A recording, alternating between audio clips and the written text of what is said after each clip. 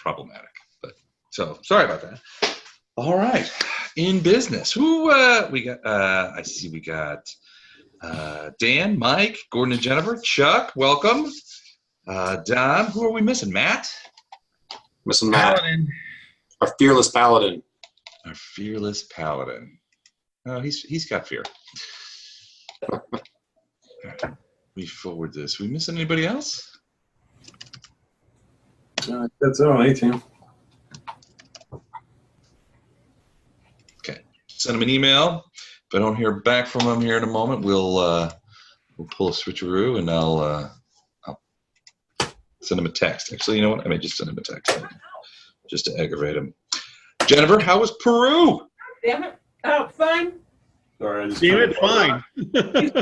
Feeling bugs on me. I was going to say, she feels very strongly about how fine that was. Damn it, fine. Yes. I'm sorry. No, Peru was absolutely fantastic. So I have to ask, what prompted you to go to Peru? Because it's one of those things like, I don't know that would be my first choice. They have outstanding windowed. Yeah, they don't. They don't. No, my daughter got sucked into a timeshare. Peru? Yeah, and Well, they had a it's bunch RCA, the big one that you can go all over the world with. Right. Right. they had a bunch Okay. of points that hadn't been used, and it was use it or lose it kind of situation. Gotcha. So she was surfing around looking for a place to use them and found this resort in the middle of the Andes Mountains in Peru. So she just called and asked if I was game, and I love to travel, so sure. And we get there, and it was like the movie scene for Zombie Apocalypse 14. Because Really? it was a resort, a beautiful resort with like 3 pools, multiple restaurants, completely manicured, a mini zoo, 18-hole golf course, on and on and on. But we were the only 2 human beings on this entire resort that could handle approximately 1,500 people. Oh, No, man. seriously? It was weird. So apparently in that part of the world, people can't really afford to take weeks off that travel there.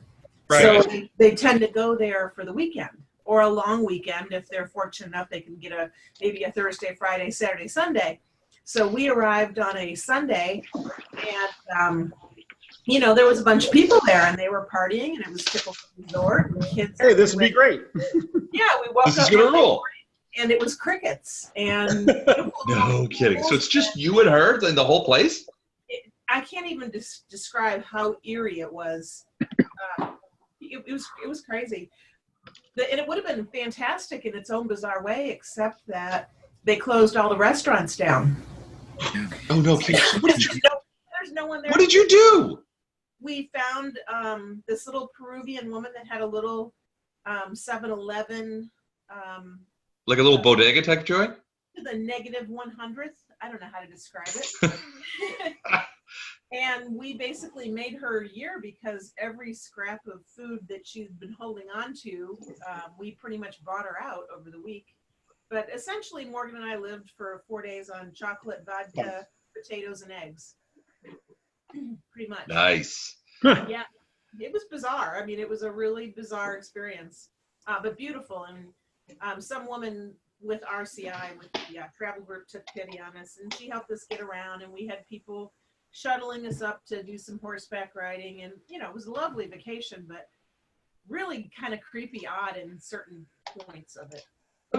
That's so cool. Now, do either you or Morgan speak Spanish? Morgan had about a 50% grasp on the language when we got there. Okay. I imagine by the time she gets back, she'll probably be at about a 70% level. Okay. Yeah, it was enough, though. It was just enough to get us through. Sort of like you're screaming out really loud, "Rumo de Bato, por favor," kind of thing. Say that again. I'm sorry, you cut out. Oh, I was like, you're screaming out "Rumo de Bato" at the top of your lungs. That would be me, but I just pointed at her and smiled. Nice. Great. Well, welcome back. Glad to have you back. Thank you. So, and I see Matt joined us. Thank you, Matt. Hey, buddy, can you hear me? You can do. How was your How was your first business trip back in the saddle, baby? It was good. Everybody was like weirdly nice to me, and they treated me like I knew what I was talking about, and it was frightening. So I know. Very much unlike us. Yeah. That's the problem with California. They're too kind and gentle to us. They were very kind. People took it upon themselves to sort of nanny me around and introduce me to people. It was actually they treated me really well. So That's great. I'm glad to hear it. yeah, but now they expect me to work. So well. that's gonna be problematic for everyone. I have a feeling. So. But no, it was good. Nice. All right. Well, if you and I assume you have a good grasp of it, do you want to talk tier 2 at some point about automotive? Let me know. I will. Yeah, actually, I would like to pick your brain sometime, maybe this week. Yes, sir. Awesome, dude. All right. All Let's right. get this land. So let's.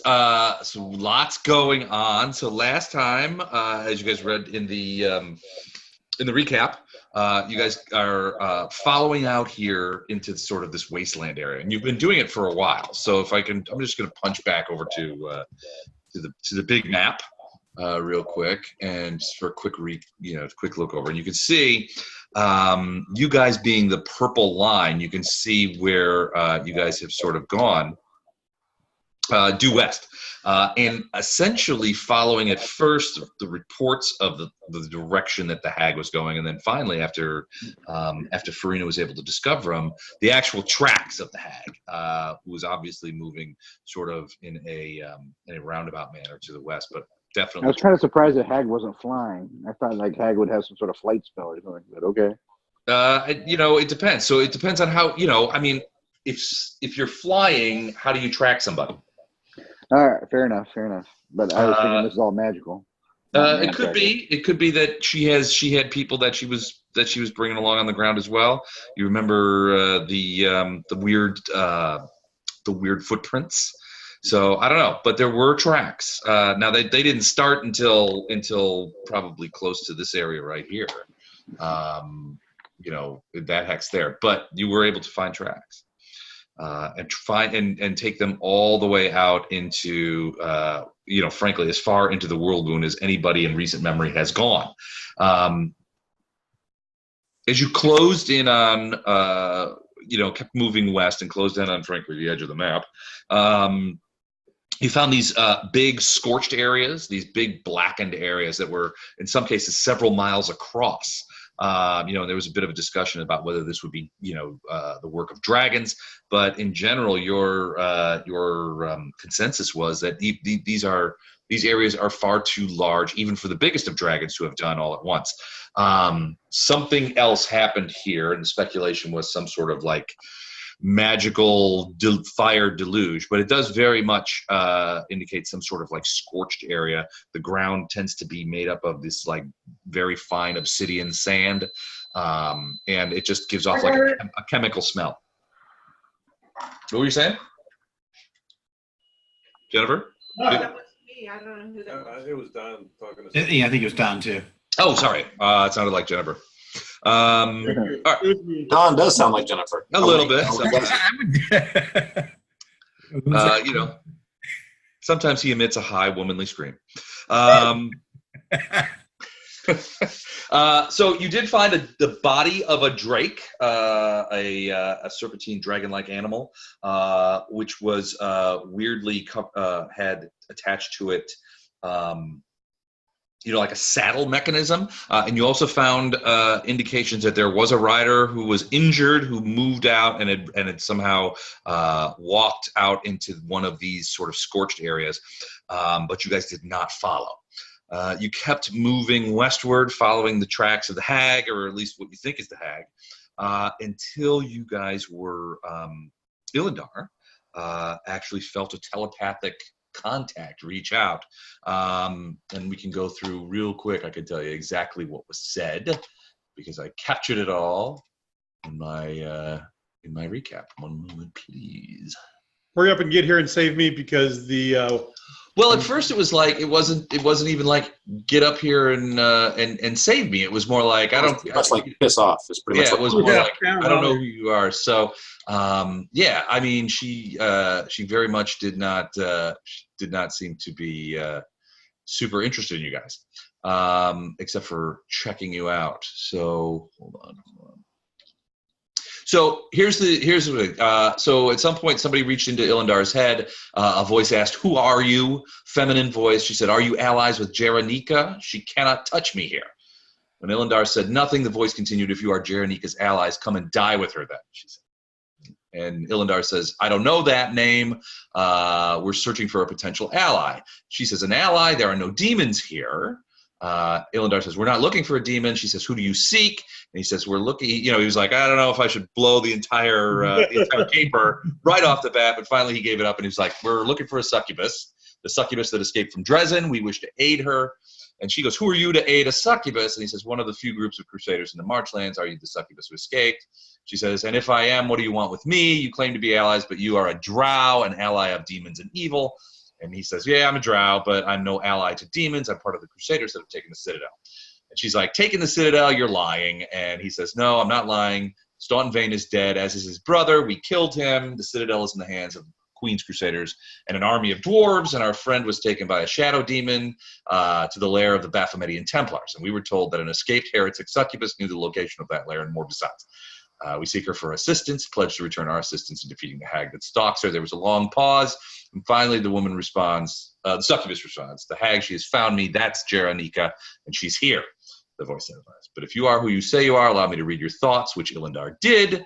"I see what you say is true." She said, "I had no idea that Dresden had fallen. If only I'd stayed to see such a glorious thing. But now I'm beset by Jaranika and her allies." And so Ilandar was like, "Where are you? What allies? We will come and aid you." She says, "I am here," and planted the image of where she was located in his brain, which was it was sort of it looked like the image of it in Ilandar's brain was sort of a rundown manor house or sort of castle that had been, abandoned for a long time, but did have, at least two small towers that were still, intact.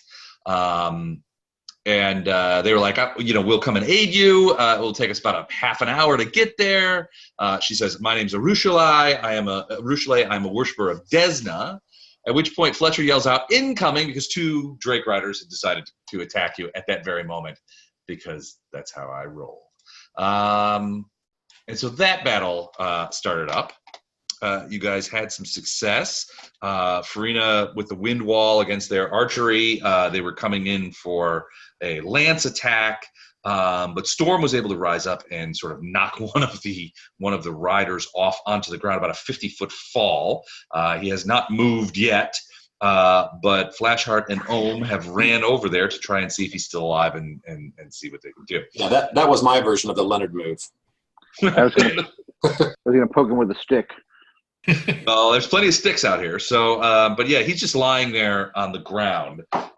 You can't tell. You're still about about 15 feet away. You can't tell if he's alive or not. He's just laying there still. Storm is up in the air about 50 feet, reeling about.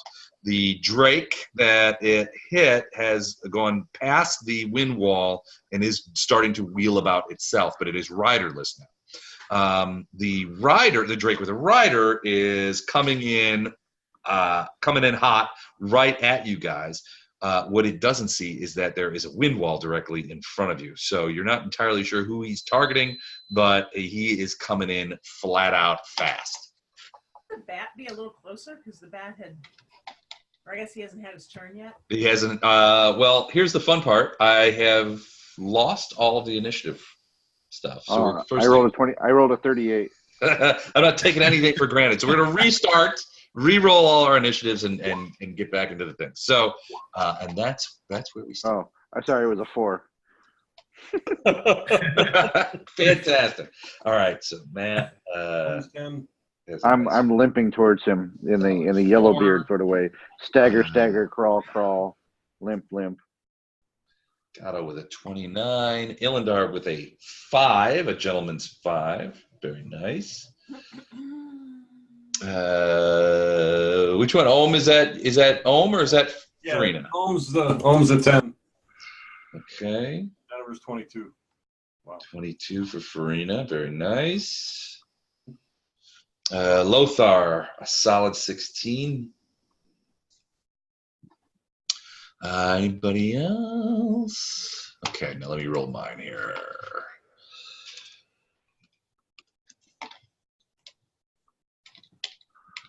All right, I have. Okay, so that guy gets that. It is not, Chuck. It is. Wait, what are you guys talking about? No, it isn't. Yeah, no, we don't hear you, Chuck. Or we're just masters at ignoring people. Yeah, that's all. We're all in These on things it. can be true. How he can go 20 minutes without speaking didn't surprise me at all yet that he had not spoken. Okay. It's going to be that kind of night, Okay, isn't it? you can stop that right now. Well, I've got this thing where I figured out how to roll 20s all the time, so I'll be trying that out tonight. See how that works. Okay. I gave it to you, so. So first things first. Does anybody? I've got everybody on here. So I've got. Let me just say, Gatto. If you don't hear your character name, let me know. Gatto, Farina, Lothar, Ohm, Ilindar, Flashheart. Have I missed anybody? Fletcher. Fletcher, where's yours? I got a 10, same as Ohm. 10. Okay. Um, Fletcher, same as him. Got it. All right, perfect. Great. Okay, so top of the order, Gatto. Now, where is Gatto? He's behind the wall. So, Yeah. Gatto, you do not think that the Drake Rider is directed at you. You suspect that it's flying at Fletcher, who frankly has been behind the wall making a lot of wild gesticulations and movements trying to attract attention to himself.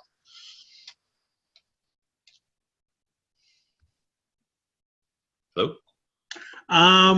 Oh, I got you. Yeah. I'm going to ready an action to Okay. Yeah, we're still hasted, right? I Yeah. don't know. Yeah, I hasted you like the first round or the second round of combat. Actually, it was the second round because I had to wait for you to get over there. I had to get close enough, right? And then, yeah, I hit all the martial types with haste. So I'm going to Okay. ready an action. As soon as that guy comes through the wall, I'm going to fire twice at him with the longbow. Okay. All right. All right. So you're going to fire twice when he comes through. So you're readying an action and ruining your perfectly good initiative roll. Well, it's going to go down basically 2. Yeah, probably. Because you rolled a 27. Yes, I did. So, indeed. So, okay. First things first. All right. So that's Gatto. Now, whoop. I think we heard. Was that Chuck? Can you hear me?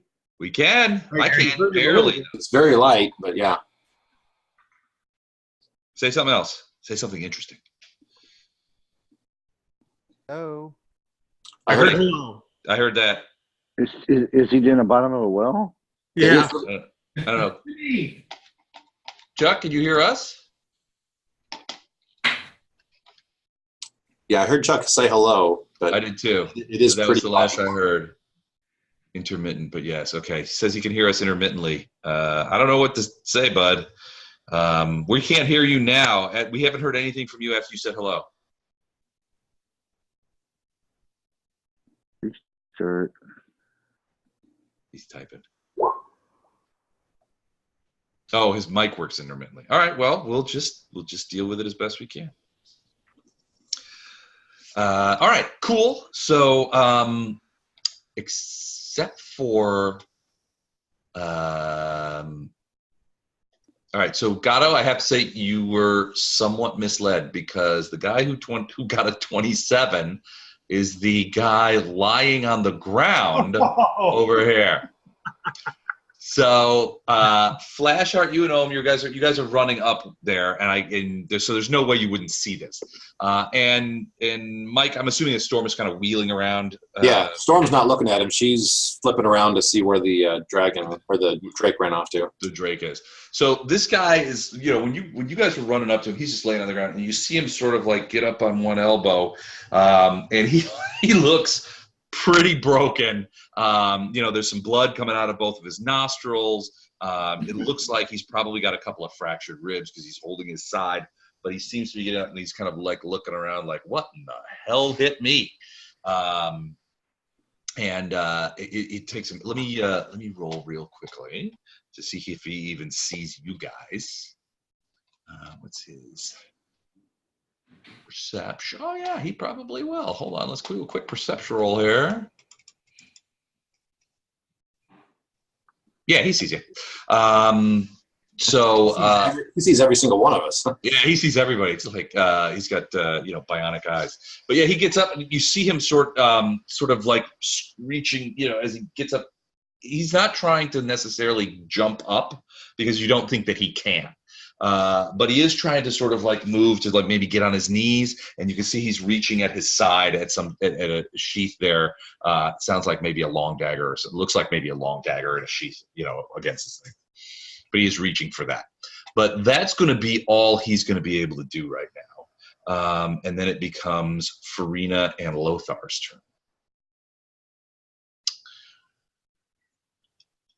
turn.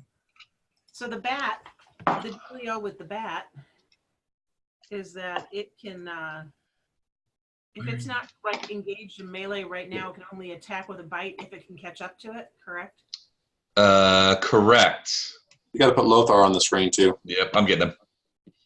So speed is 20 foot, fly 40 foot. So 40 foot.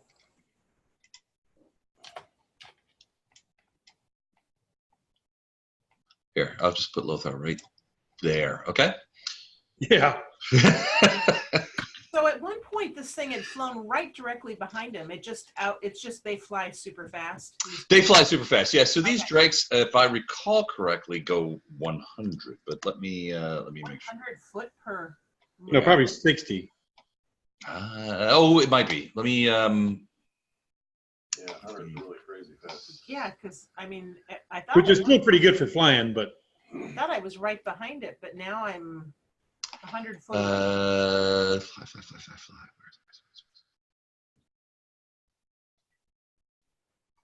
This really makes the chance of catching it like near impossible. Speed. Oh, I'm sorry. Fly 60. I apologize. So 120 on a double move. So you double move. So it double moved. Yeah. Okay. So you're talking about this guy here? Yeah. Yeah, it's essentially it's coming in what you would consider to be a charge. It wasn't a charge though because it couldn't reach the targets in time, so it's not charging, but it is low, coming in low. The guy's got his lance out, and he looks like he's aiming at Fletcher, and he is coming in pretty much top speed. Coming in hot. You guys are guessing that they have flyby attack, so he's going to just rip through there and try and lance, probably lance Fletcher is what it looks like. All right. So I'm just going to bring the dire bat up, and as a double move, he's going to end up being more of a defense, I guess. In the end, I didn't realize how fast these dudes were. So my bat can go here. And that's all he's doing. And then Okay. I'm going to step here, 5 foot step, and I'm going to take loose. I think I have 3 arrows Okay. at the dude on. This is going to be a heck of a shot. You step forward there, and you're basically shooting this guy as he hits, and you're just like, so that'll be interesting to see how this goes. Oh, fumble! So I need you to roll to confirm. Is 15 confirmed? Would 15 confirm a fumble? That second roll? It sure would. I love your low-key excitement there. Oh, fumble. You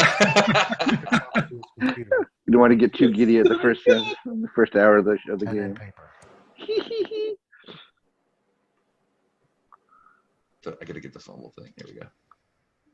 So yes, that would be a confirmed fumble, ranged weapon, close range, while this thing is preparing to ram into the thing. So here we go. Whoops, you are knocked prone. So you must have Eric talks to his computer. He prefers it to typing and particularly prefers it to pen and paper. Are you talking to me? We can hear you, bud. Chuck? Yeah, can you hear me? Yep, sure can. Yes, barely though. Something like it takes its lotion. Something about the hose? I didn't hear all of it. All right, so Farina, you step out there and you trip on some loose rocks that have been sort of blown sideways by the wind wall, and you slip. You can't get your feet, and you fall down prone right as the thing hits, and the arrow goes and sort of off into the distance. Worse. So you are prone. That's a bad break. Mm-hmm. Lothar, what about you? Oh, did you want to do anything with Otto? Yeah, no. No. So yeah, pounce. He's not going to pounce on a drake. No. I mean, just, if it flies through that window. He's good for now. Okay, so Lothar, I see you moving backwards. He doesn't have pounce. What's your plan? He doesn't?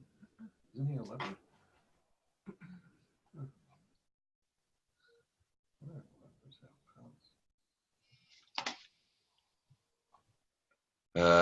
No, we can't hear you again. Sorry, bud. Oh, okay. Oh, for a probable burst. Okay. All right. Excellent work. All right. Gato, now is when the Drake is popping through. So I'm gonna move you into that area. And then I have to figure out what happens to this guy because he doesn't know that the wind wall is there. So I'm looking at wind wall, the spell, visible curtain of wind. It is 2 feet thick and of considerable strength. A roaring blast sufficient to blow away any bird smaller than an eagle. A reflex save allows a creature to maintain its grasp on an object. So tiny and small, loose things, arrows and bolts are deflected while other norm range passing through. I think reflex save, if he fails it, he falls off the bat. I don't know that would happen. But he might reflex have to He currently hold has a grip on it. Gases, most gassy weapons cannot pass through. Wall must be vertical. Okay, so Tell you what, I'm going to petition saying if he fails his reflex save, he's flat-footed. So he'd lose his dex bonus against me. he's strapped to a creature that's fully large enough to pass through there. Without other hindrances. What I'm thinking is the wind wall will come as a surprise, and I'm thinking it gives him a 20% mischance on his attack on Fletcher, and he has to make a saving throw to hold on to his lance. Okay. Does that sound okay? Sounds swell. All right. So he comes roaring through there very fast. 1, 2, 3, 4, 5, 6, 7, 8, 9, 10, 11, 12. Goes to here. He will enact a flyby attack with his lance. Now, does my ready to action happen before or after? It's simultaneously. So go ahead and do that. Yeah, ready to actions interrupt. Yeah. And he will get one. That's one attack with that. I get a full round. You do. He gets one attack Okay. at Fletcher with his lance. Ooh, 35. Yeah, that'll hit. That's a hit. So he comes ripping through there, and the wind wall does disrupt him. I mean, you see the Drake's sort of wings kind of like, flop around a little bit. Otto is sort of jumps to the side, but it continues. The forward inertia continues there. He does end up planting it. Now I need to do the 20%. So if it's, I'm just going to do a percentile. And 21 or higher, you make it. 21 or higher, he sticks you. 61. All right, I got you. So, so he has. It's a shame it's not improved critical. Sucks. Yeah, that does stink. All right, so let me see. So it is D8 plus 11. D8 plus 11. Okay, so, and that's on a charge, so that's doubled, right? Charge damage double. Yes. No, charge is +4. Yeah, I was about to say doubled sounds nasty. I don't know. Let's double it just for fun. No.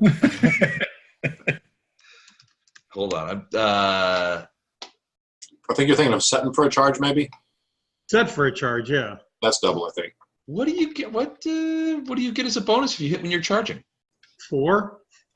4 Well, you points. must- That's it. No, you only get +2 to attack and nothing to damage.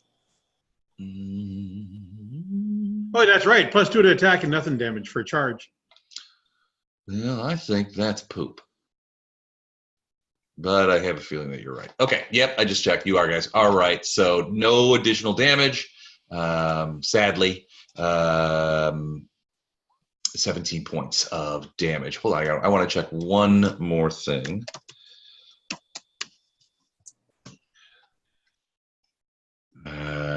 Let's see about this.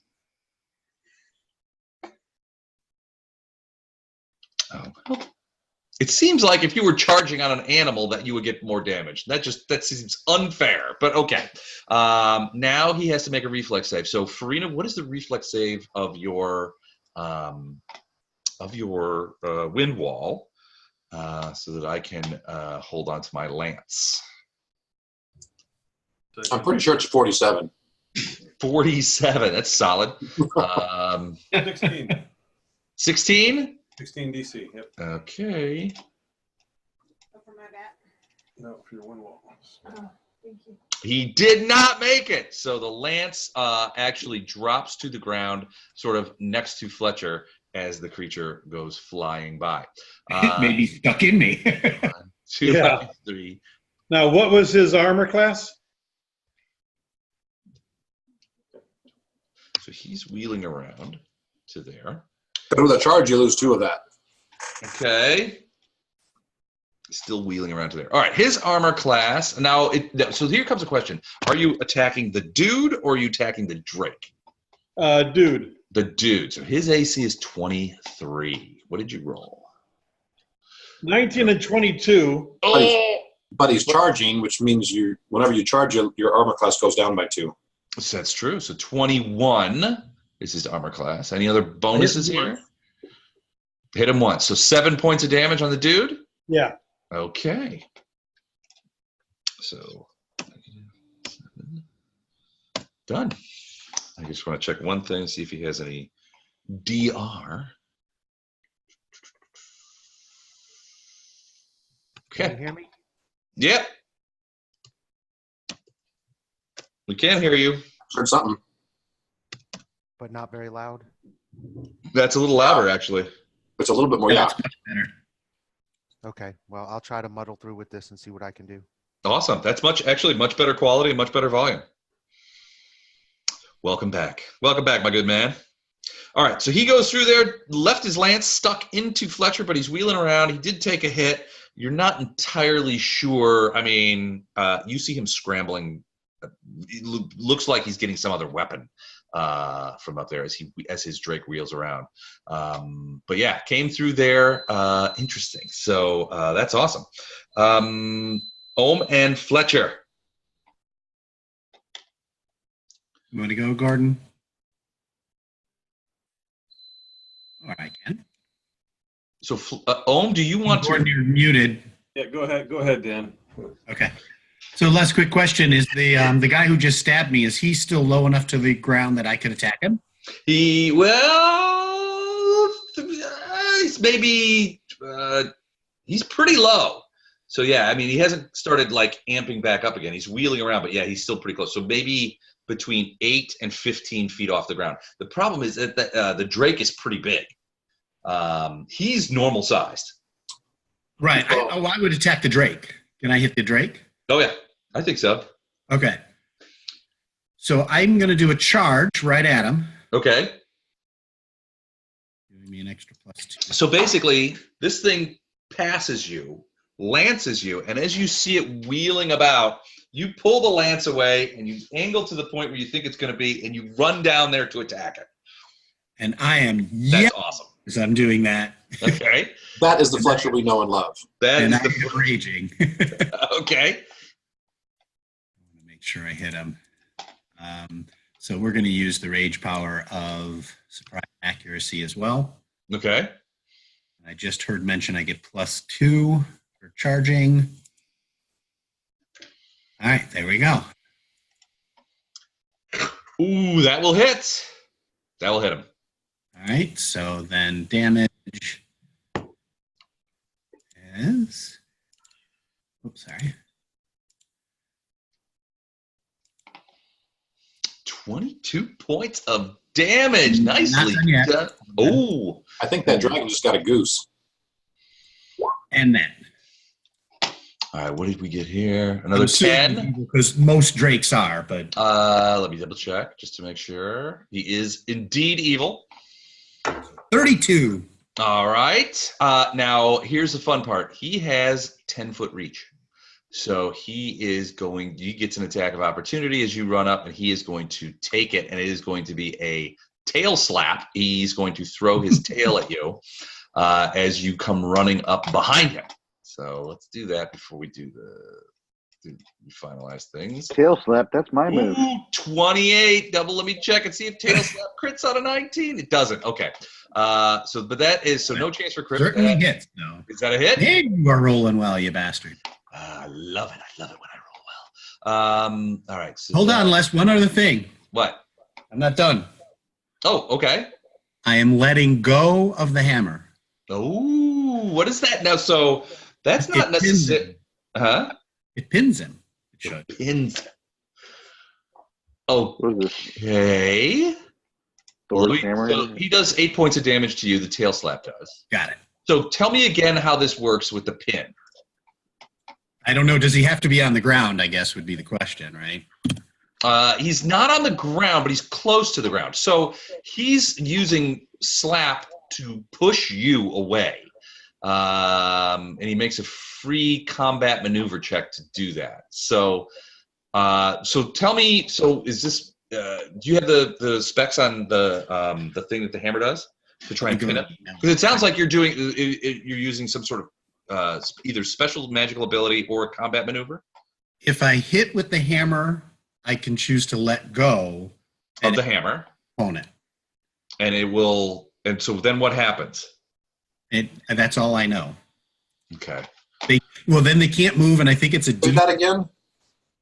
I think it's a strength check of 30 to try to move it on your own. So it basically just, you let go of the hammer, it sticks to them and just like magnetizes them to the ground, just pushes them to the ground like Thor's hammer. That's what I thought I read. Hold on. All right. So very interesting. So let me do this real quick push away. What hammer is this? This is the hammer from the Dwarven Paladin. Sorry, I'm looking for the email from Chuck where he described what it does. What's the name of it? Basically does the pinned combat maneuver. In combat maneuver. So like a double grapple. All right. The pinned creature is tightly bound and can take few actions. It cannot move, it's denied its dexterity bonus, also takes a -4 penalty to AC. It's under the pin thing, and it's a huge paragraph if you want to grab it real quick. There's much more that happens than that. Especially from a creature flying super fast. So, Yeah, all right. So the tail slap rolls a 32 against your CMB to push you away as you get hit by the tail. So it basically means causes the push and the distance pushed are included in the creature's description. Okay, so look at the thing. Do I roll against that, or it's against the... No, you get pushed directly away from the... So it is 32 better than your CMD? I think we have to ascertain first. No, well, that's what I was wondering if I roll, because my CMD is 24, but that's without rolling. 24. Yeah, no. This is not your CMB, your CMD. So your CMD is 24. So yes, I push you back directly away from me 10 feet. But not before you let go of your hammer, because all this is simultaneous. So do I have to make a DC 30 strength check? All right, my strength is 22, which would be a +6. Natural 20. Oh no. All right, natural 20, huh? That's what you need. Oh, almost an 18. All right. So a couple of things. All right, I have to make a quick reflex check too. Hold on a sec. Hold everything before we solve this one. Reflex checks +6. Their reflex sucks. 24. Okay, so all right. So you run up there, hit the Drake with the hammer, and you let go of the hammer, so the hammer just basically falls to the ground, bang, and you've got him in like the wing, so it pins his wing down, and he can't move, doesn't make the strike that can't get unpinned, and so you see this Drake who's moving at like 60 feet around, come whipping around in a sort of a curlicue to the point where it's like facing the other direction, and it's actually got itself closer to you. The guy is strapped into the seat. Now, his lance is way over there, so he doesn't have anything in his hands, but you see him sort of whipped around, and he's desperately holding on to this this leather sort of saddle thing. He does not fly out, but one of his legs is off angle, and now he is indeed flat-footed next round because he has been thrown for a loop, and this creature is on the ground and stationary. Yay. It basically just digs in. Nicely done. A cloud of dust as this thing just sort of buries itself, and you can hear it's like screeching. The Drake is screeching, and you can hear that guy like, ah! As the whole thing kind of whips around. But it is stuck and slammed into the ground and pinned by this thing on its wing. It's like trying to like scramble it off of it with the little claws on its wings, but cannot do it. Yay. Holy jeebers. Okay. Did you take the damage off, by the way? And as a reminder, the that dude. You hit the dude. No, I hit the Drake. Oh, you hit the Drake. That's right. Okay, so And that was both magical and holy. Okay, so I did not take it off. I'm taking it off right now. Hold on. So that didn't go as well for him as he'd planned. Not even close. Went well for Fletcher, but holy criminy! That when you stopped them, just pulled this guy out of the sky. This one sees this and begins to fly. He's going to go to 1, 2. What's the thing you hold down when you want the movements to be shown? Is it Alt? No, I think it's Oops. Shift or space bar or something. shift or space. I figured Don would know. Or Just Q. press a bunch of stuff. It's what? Q. You. Q. It's Control F4, right? Q as in Queen. Okay. All right. So he's going to go to there in his first round, and then come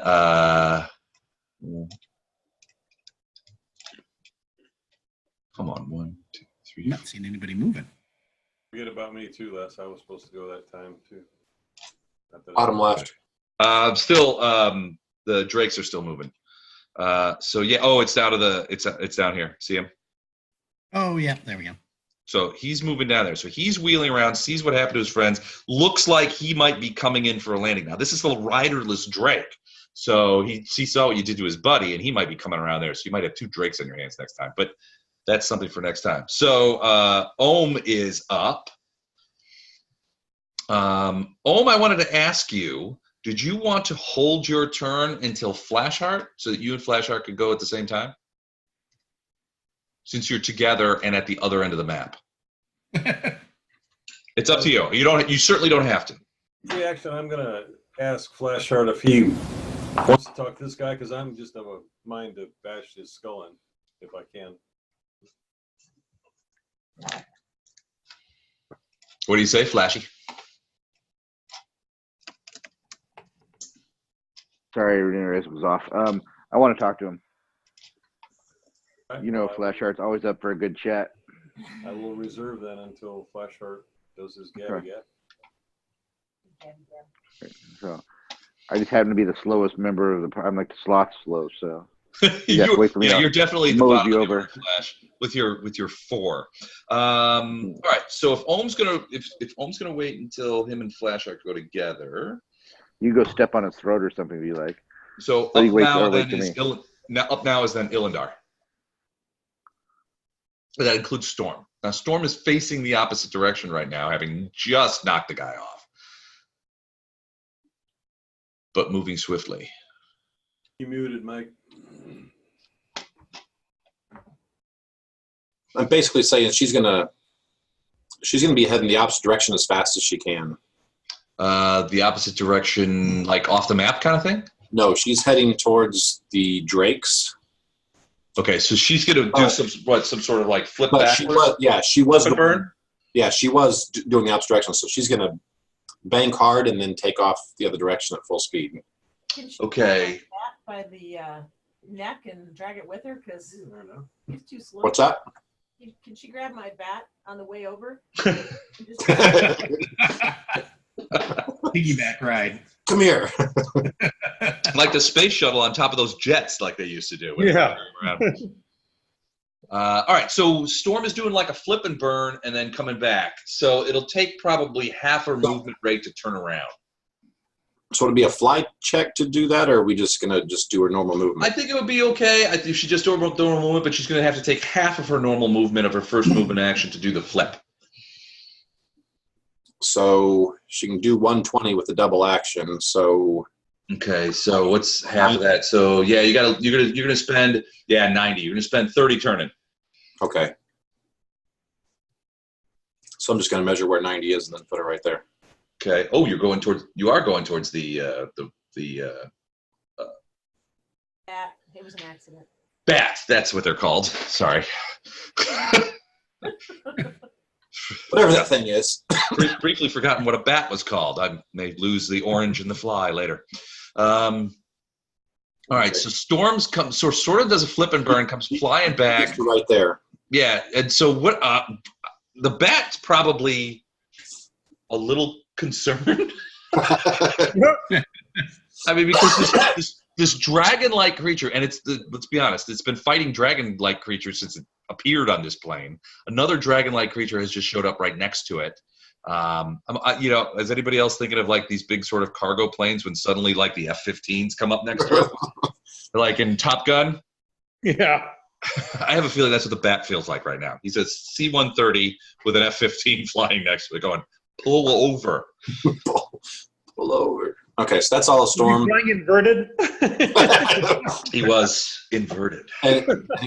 And Storm's communicating. Yeah. Calculations.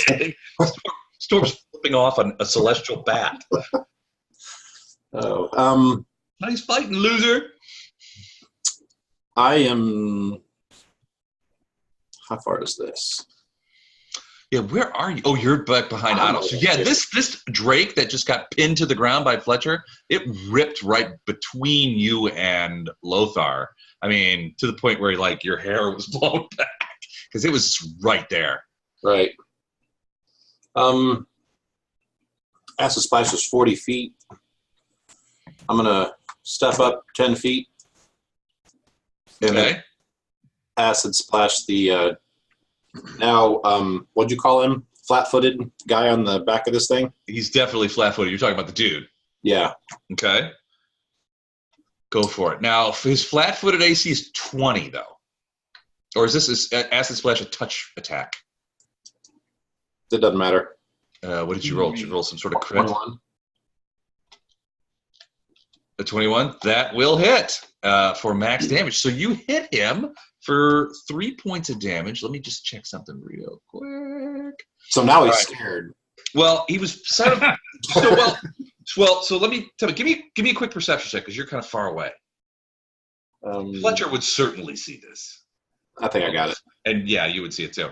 So he's trying. So he's kind of like lolling around because the Drake is like kind of like bouncing around trying to get loose from this hammer, which it can't get loose from. So he's kind of like Fletcher. Illinois, you might not know what he's trying to do, but Fletcher, you would definitely see that he's sort of like getting bounced around by this thing, and he's trying to pull the like quick release straps off of this thing. He's trying to get off because he's like, if I stay here, I'm doomed.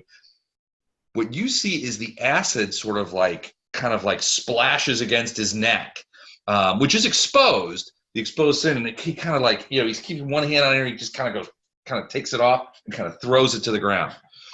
You see like sort of a little red mark, but certainly not the white smoke that usually happens. his frankly, his little armor that he's wearing is more damaged by the acid than his skin is. Okay. So this gives me an opportunity to sort of describe this dude to you. So he's at first you thought he was a potentially a human, but as you see him, Fletcher, and you see him very clearly, and Illinois with a 33 perception, you would probably see him pretty clearly too. He has his own set of bat-like wings, and and from his forehead, curving horns that come out. If you look at his legs, he doesn't have regular legs. He has those kind of like forward knee, cloven hoof kind of satyr's legs. Okay. All right. So bat wings, satyr legs, little horns. His eyes are pure black. Fletcher, you can see that. Skin sort of a pale. It's sort of a pale color. No, it's pretty bloodless. So almost white or alabaster.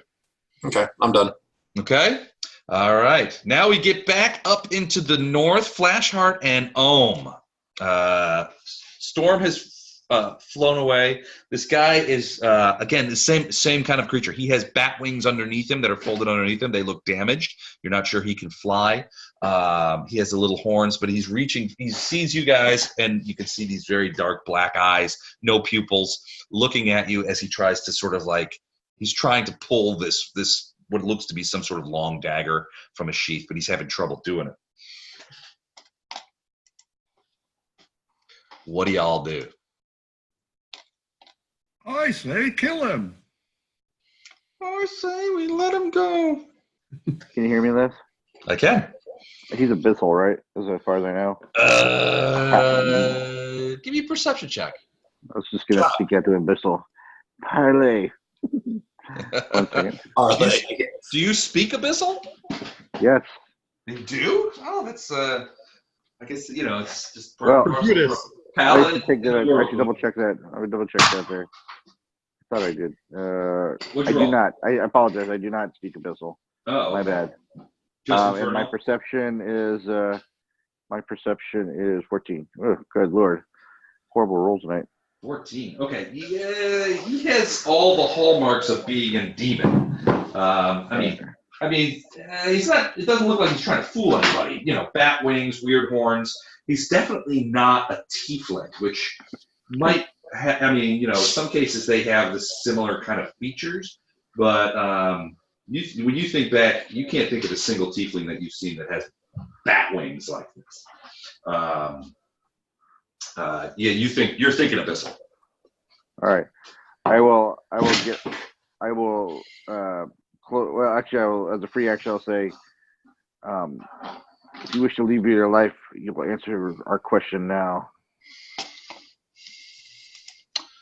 And he's sort of. rephrase this. Are you going to try and are you trying to intimidate him or like diplomacy? Is this like a diplomacy check? This is I guess it could be a diplomacy. Basically, I want to know where the hag is what I'm looking for. So, aggressive diplomacy that we're aggressive diplomacy. I like it.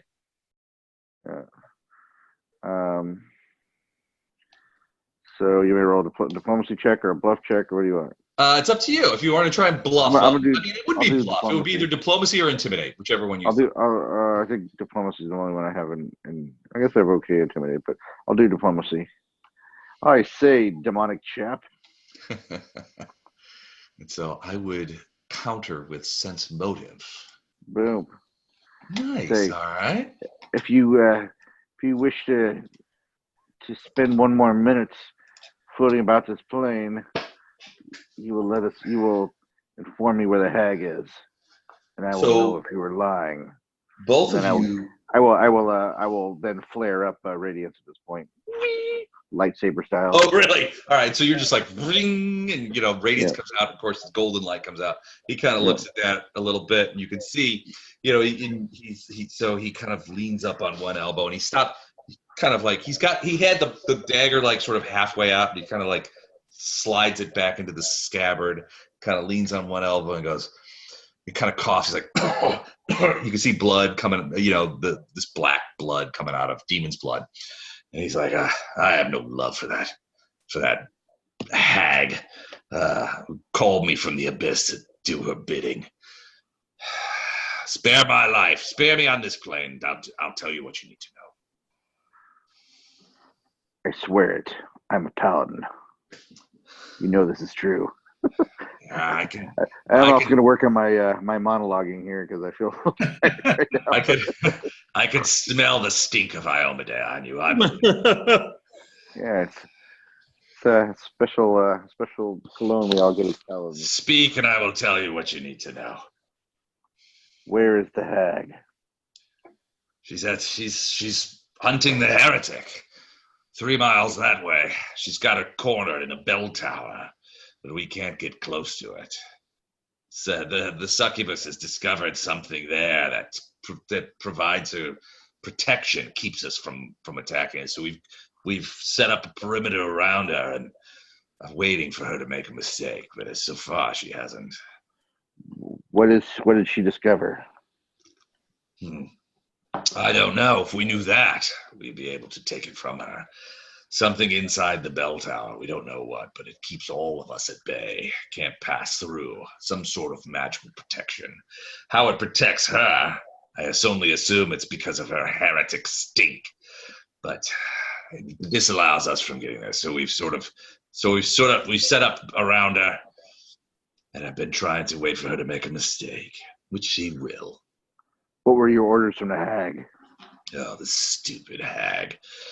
My orders were to attack, but the tower in which the heretic lay. But that didn't work very well. The ground attack people were rebuffed, some killed, and my friends and I are much better from the air than from the ground. So there was very little for us to do. So now we've been watching and waiting for any supplementary resources to come to her aid, which we were not stupid to do, now were we? Excuse me. What is your name, demon? That would be something that the DM would have to tell you. He hasn't checked yet. I'll call you Toby then. But assume that I've given you a reasonably creepy demon name from the abyss. Bob from Account Temps. Bob from a demon tent. All right, Bob. I'm a Kelly demon. Here's the deal. You depart this place, never return. If I ever see you again, I will not only dispatch you on this plane, I will track you down the abyss and dispatch you again. Can you break the enchantment that the hag has over me? Oh, well, there we go. Let's talk about that. What do we got? I can think of one way to break it right now, but I don't think you like that. Send me back to the abyss for a century? It's tempting, believe me. I have no desire to stay in this place, and I have not been one to be engaged in the whirlwind fight. I'm neither a follower of Baphomet nor of Drakari, but the hag has called me forth from the abyss, and therefore I am bound to her. But if you were to say, cast a dispel magic, release me from my servitude, that would do the job, and you have my word as an abyssal, and I would leave and never tarry here again. I want to play good cop, bad cop with Ohm over here. What do you think, Ohm? Ohm's got a hammer out, and he's just going, whap, whap. You're like, Both you got all wasting that my time. I'm ready to go fight something, so I'm gonna I know. All right, last thing here. You mentioned the Templars, the what are they called? The Baphometians. Baphometians. The Ivory Temple. Yeah, I've heard of them. Where's their temple? Where's their headquarters? Somewhere to the south, as far as I know. It was not part of my. That was it. The hag didn't feel the need to tell me, if she even knows.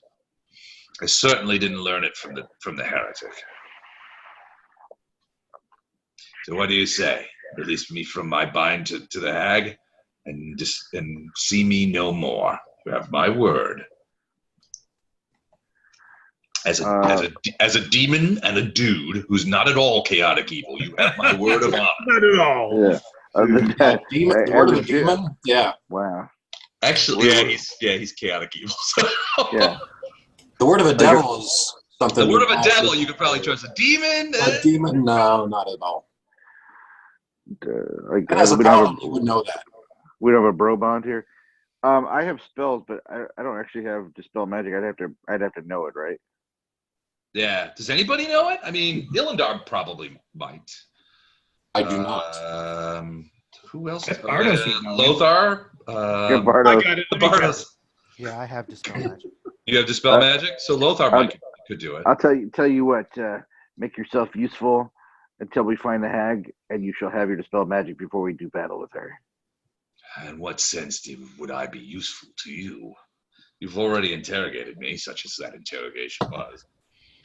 I don't know. You wanna attack the rest? You're kind of growing on me. Maybe you can have some more pithy commentary on the way to the hag. I've dealt with tougher interrogations trying to buy thin mints from Girl Scouts. Nice.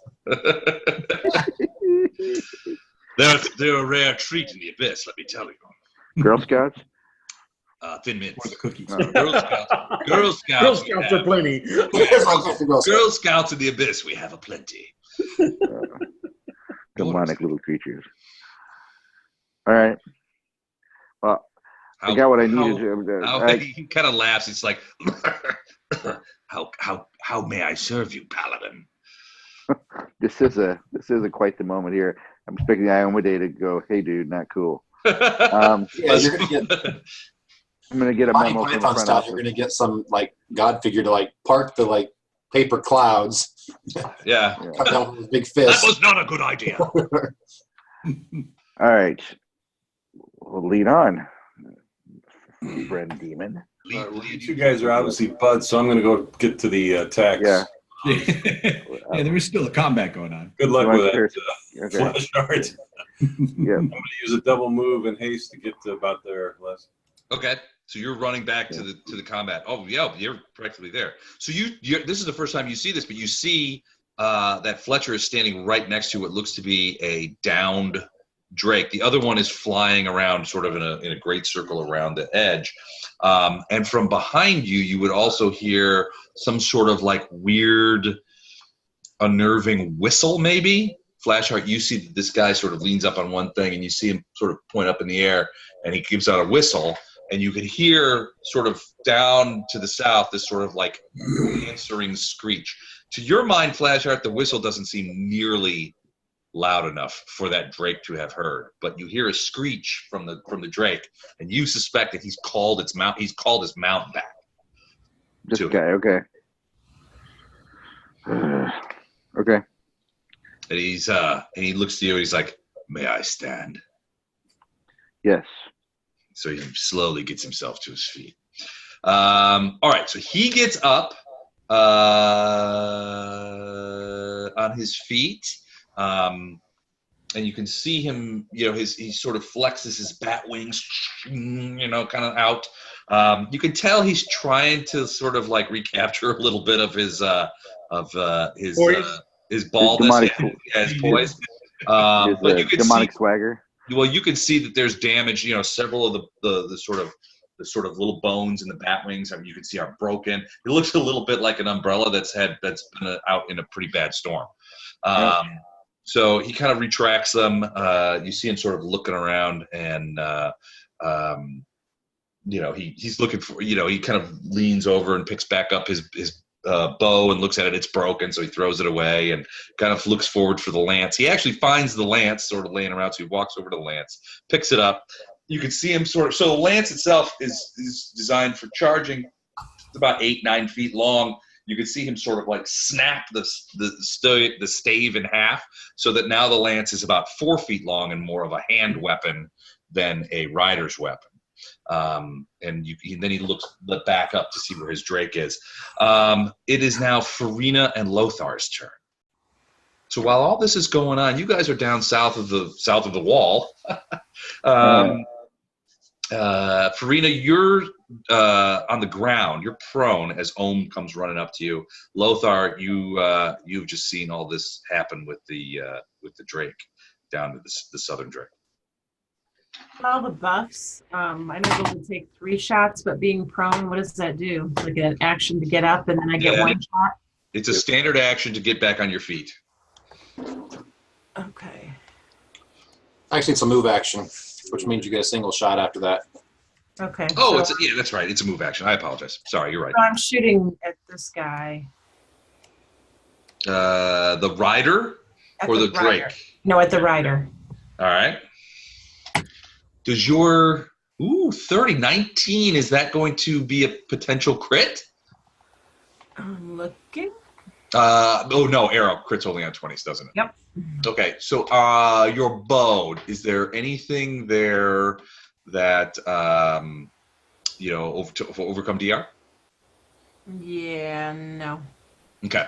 Well, actually, it's a +2. So wouldn't that make it magical, or does that make it magical? Magical. Make Oh, it is it magical composite? and That might be silver. the strength. Arrow is In plus this one. case, it will not. So let me But go the ahead. arrow is +1, and that still isn't enough, is it?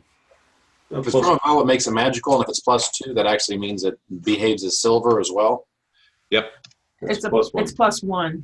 Oh, +1. Okay, just magical then. So the arrow actually hits him. So Fletcher, you see this arrow just kind of like shunk into him. And like the acid, you see him sort of like, he's still trying to get himself loose from the stupid things. You see him kind of look over as this arrow sort of buries itself in his arm. He's just like, ugh, pulls it out, throws it to the ground. You see a little bit of this black blood come out, but you see the skin just kind of like knit right over it. How much DR do they have? Can't really talk about it, but it's a fair amount. Who are you asking? How much damage did you do, Freyna? 13. I need a 20-foot radius. Okay. Let me see what I can do here. Can you give yourself? I mean, can you pop it open and give yourself a 20-foot radius? I'll do it, but I'm just curious as if you can. I don't know. I've never tried before. I don't really know how to use this all that well. Okay. Beyond what I've learned sort of playing with you guys. So. All right. Can you guys see You that? right-click on the thing and go to properties, like when you set up your hit points. At the bottom, there's an aura, but only you see it. So is it an aura that I can move? It's on you. So, It Yeah, no, emanates from you personally. I need something I can move. oh, okay. Okay. Unless has to do it. So, you need me to make you an aura that you can make. Right. Okay. Here's a copy of you that you can move around into the place that you need it to be. And I'll kill the aura on the other thing. So what have you got in your head here? Is Okay. that a fireball? No, that's a holy smite. Ooh, gee Louise. Okay. And my guess is that they are both evil outsiders. I gotta check the Drake. Definitely the dude is. The Drake is not an outsider. Technically, he's a dragon kid. He's Okay, a well, dragon. it's going to be two separate things for damage then. Okay. So to Boom. hang on here, let's see. So this is like a flame strike, only it's like holy damage, right? Right, and because for the evil outsider, it's damage plus blind for 1 round. Okay. A successful will save against the saving throw, which is 20. Okay. Will reduce damage to half and eliminate the blinded effect. So, All right. Let me see what his will save. wow, that sucks. So 20 points of damage, and it is, yes, a will save. Okay, and he says 20. All right, here we go. Nope, he did not make that. So he is blind. So 20 points of damage, and he's blind. 20 points of damage, and he's blind, and that will bypass DR like it's a bodily function. So he's blind for 1 round. Okay, so he can't do shit. And then for the Drake, it's 3d8. So 16 points. No, so do I get a saving throw there as well? Sure, I To an do. evil creature. No. Really, Wait. no save. Well, I'm trying to read it. It says the spell deals 1d8 points of damage per 2 caster levels to each evil creature in the area, Okay. or 1d6 of damage per caster level, maximum 10d6 to an evil outsider. Gotcha. And and causes it to become blinded for 1 round. A Right. successful will save. So I'm guessing, yes, it does get a saving throw, will for half, but it's also subject if it fails to being blind. Based on Sitting in the grammar. Yes, yeah, the blindedness I think passes because the where it talks about an evil outsider is in parentheses. right, exactly. So that's what I'm thinking. So Yeah. Okay. it's 16 points of damage, will save for half, and to avoid blindness. Here's the will save. And No. he misses. So 16 and also blinded. Correct. Let me take that off. 16. And the blindness is for 1 round. All right, so both of the creatures. So what does a holy smite look like? I guess it's probably like this like golden column of energy, just like kaboom, just like right in there. So yeah, it hits these things, and you can see them. Fletcher, you're even you have to sort of turn away from this golden light that shows up and blasts there, but you can look around and you see that there's smoke. Little wisps of steam or smoke coming off of the rider, who is still unable to release himself. You see him sort of like slapping around here kind of thing, and it becomes apparent to you that he cannot see. The Drake has stopped moving. It's not dead, but you can see it kind of like it's like trying to curl itself into the ground because it just keeps getting hurt. But its wing, trapped by that hammer, is just sort of like keeping it away. It's like at first it was like flopping, flipping around, kind of like get out of there, but now it's just trying to like hunker down and cover itself. Luck with that. Man, Lothar, that's tough. All right, Drake's turn. I'll tell Bob from accounting that he might want to look away from this. No such deal was struck with the other demon there. Yes, Jennifer, what were you saying? I hadn't really finished everything. I just wanted to let you know I moved the bat Okay. to where I put him, and then I'm going to let Otto draw up on this Drake and in there too. All right, so Otto's going to run in there and attack? Yep. Okay. Now that Fletcher's got He's him blind. pinned. So is he attacking the Drake or is he attacking the Drake. dude? He's attacking the Drake. Okay, he's attacking the Drake. Okay, so he's coming around the other side there. Yep, and he's only going to get a bite. Okay, so the dude is sort of like, here, let me show you. I'm just gonna draw him here. Yeah, I didn't know where the dude is. I just moved out. So he's kind of like right here. Where? A little red dot there. Can you see him? Okay. Is he hard to see? Hold on a second. It's okay, then I'm just going to have Otto come on this side. Otto's not going to try to engage with the dude with the DR. Well, the dude looks blind too. Oh, well, that happened though. Technically, after Otto. You still got the DR. He's still got DR. Yeah, I mean, Yeah. All right, so Otto's gonna cover on that side. Okay, cool. All right, you guys, can everybody see the little green dude? Yep. That's kind of where the guy is. So Well he's sort of drawn. on the left of it. Oh, thank you. Mr. Calling. It's my art school background. All right, go ahead. 13. So so it's blind, so it doesn't get its dex. It's flat-footed. So yeah, no, that's not going to be enough. It's flat-footed, no dex. AC would be 17. Okay. It has a lot of natural occurring armor. So 13 will miss. Sorry, Otto. There's also some other penalties for being blind. It's not just losing your dex. All right. Well, let's see if they're as much as 4. Hold on. Conditions.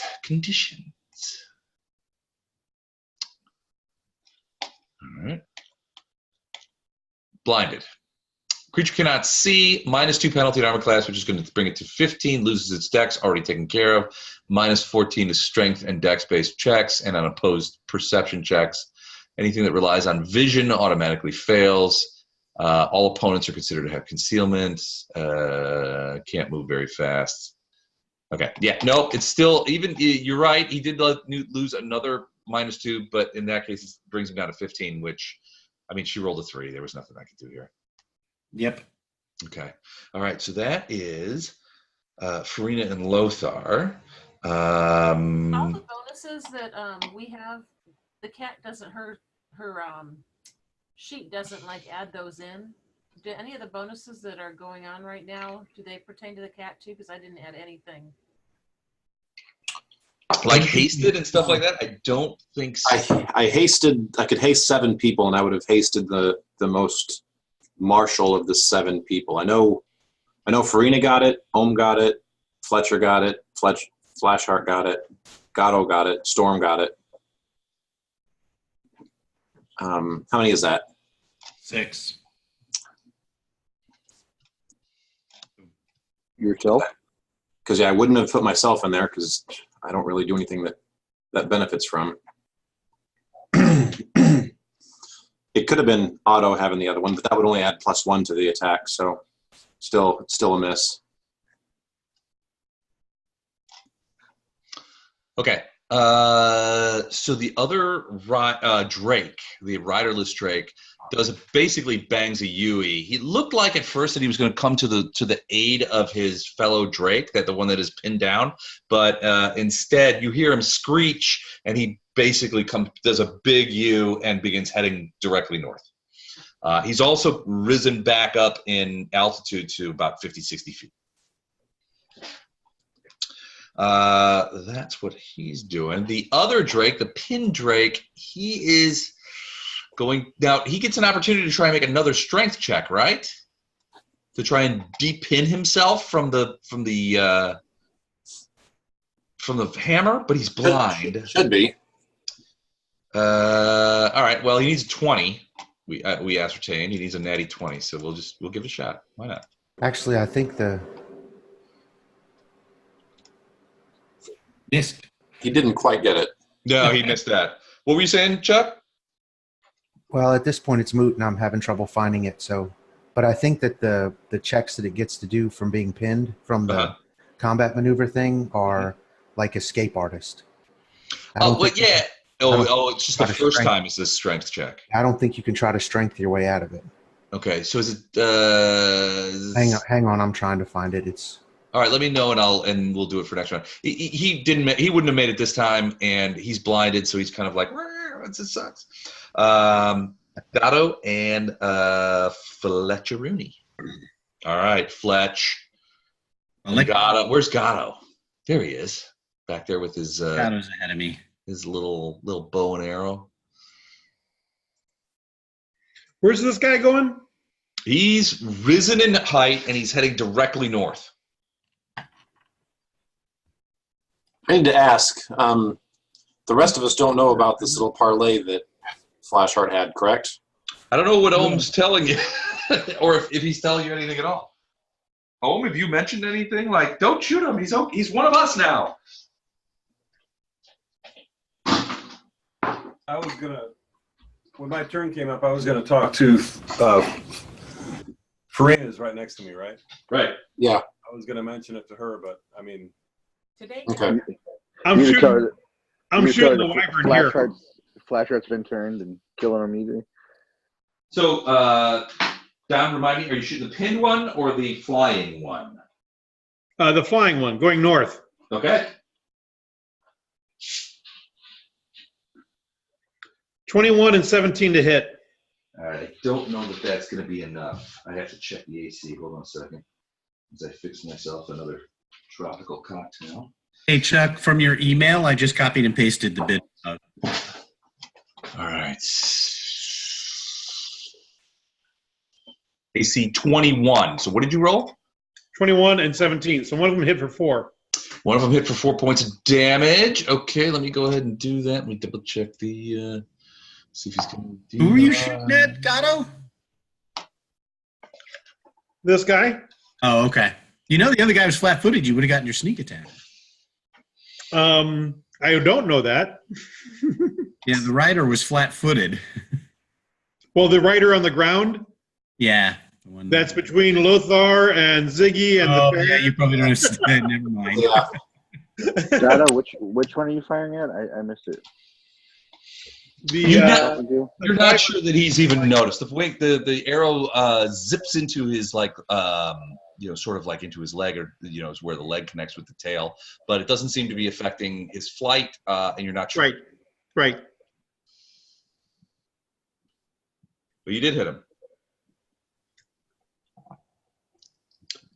I put 3 arrows in that dragon. So, so this is interesting. The target is not entangled or paralyzed. It simply cannot move from its location without first destroying the weapon or making a successful DC 30 strength check as a full round action to move with the weapon under. So like the DC strength check doesn't like dump the weapon off of it. It just he's dragging it along with him. Yeah. All right. Well, he didn't make it, so he is stuck as a bean. All right, very cool. So that was Gatto. Gatto shot at the other thing. Fletcher, what are you going to do, buddy? So I have a question for the rules lawyers because I was struggling to make sure I understood this correctly. If my base attack bonus is at least 1, drawing a weapon is considered a free action. Is that a true statement? You can do it during a move action. Yeah, you Got do it. it part of a move action. If not, it is your move action. Movies wouldn't be cool if you couldn't do it during a move action. Unless you have a quick draw. Unless you have quick draw. I don't have quick draw. So I'd give up. I wouldn't be able to do a full attack action. I'd only get 1 attack Correct. this time. It'd still be a pretty decent attack. Are you kidding? Any attack from Fletcher is a pretty decent attack. Well, that's what I'm starting to wonder. I could also pummel him a bunch of times. Well, so so are you going to attack the dude or are you going to attack the Drake? No, I still want the Drake. Oh, really? So you take Dude until I can pick up the hammer again. Okay. But then he gets to move. The dude, you mean? Which I still keep hearing this guy complaining about a rug. It really put the room together. All right, so I will draw my weapon as the move action. I got my big old sword back out. Okay. That gives me 1 solid attack against the Drake. Okay. I am figuring out the math in my head. Hold on, please. That is correct. Oh, whoops. Okay. So let me That real wasn't- quick. That was me. I was messing with my notes. Oh, okay. I was trying to edit it and I kicked it off. Flat-footed, minus dex 17, minus blind 15. So technically, he has a 15 armor class. Oh, Right brilliant. now. Excellent. Since I'm still raging, then I'll make this one the extra damage. Okay. Power. Ooh, 21. That's a hit. Just barely, I know. All right. Oh, that would have been at an extra +1, by the way, not that it matters. Okay. Ooh-cha, 20 points. That is hard. And for what it matters, that's magical damage. Okay. Boom. So your sword cuts deep into the side of this thing, and it lets out this like bellow. As you see the guy kind of looking around, and it starts to bounce around again. So you can see him sort of like scrambling around, trying to hold back onto the thing. He thought it calmed down, and now he's like getting bounced around again. So he's trying to release himself from the saddle, but it's even doubly harder now because he's blind and it's jumping around again after it's been hit. All right. Ilindar, Flashheart, and Ohm. Okay. If I've not been told anything, Storm's charging this thing, Okay. and these are all going to be at +3. Okay. Is that a potential crit? Yes. So the 19, I think, will miss. It has an AC of 21. These are at +3, so that 19's a 22. Oh, come on. So it's a 22, 32, and 28. All right, so roll me a confirm for the crit. I don't see it. Oh, there it is. So 25 would be the confirmed. 25 would be the confirmed. So it is a confirmed critical. All right. So Storm just comes onto this thing like a crazy person. Natural attack, critical. Hold on. Pincushion. Target suffers maximum plus bonus and 1d6 bleed. Basically, Storm flies up on it, and it's coming upwards and then leveling off. Storm does a nice spike into the air and just comes piling down onto the top of it. So it kind of like is flown down, and Storm's claws and teeth are just like, and it just just shredding it apart. So so max damage would be max damage, and then you roll extra damage for that thing. So do I just use the 2 rolls that I got up there already? Max damage would be 14. Okay, so no, 14's not max damage. 18 is max for damage. the claw. Oh yeah, okay. You're right. So 14 plus 12 plus 14 plus 13. What is that? 28, 50, 40. I'm sorry, 53. That sounds right. Sure. 53, and then D6 bleed. And I rolled a 4 for that. Okay. We're going to go ahead and take that off. Boom. All right. So this thing is screeching away as Storm is sort of like has just shredded it in the air. It's sort of like flying kind of like funky and trying to do that. And Flashheart, you hear the guy say to you, "Do you mind if your friends leave my Drake alone? I would prefer not to walk back."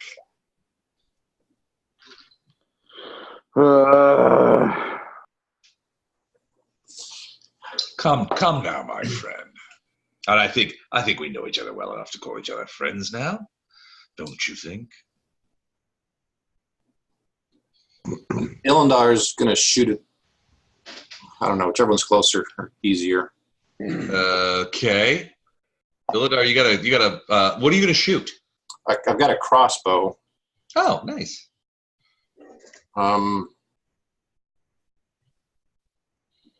Actually, you know what? I'm not going to shoot. Okay. Every combat I shoot at has in combat, and I take a -4. So Fletcher's like, "Ow, my ass." Yeah.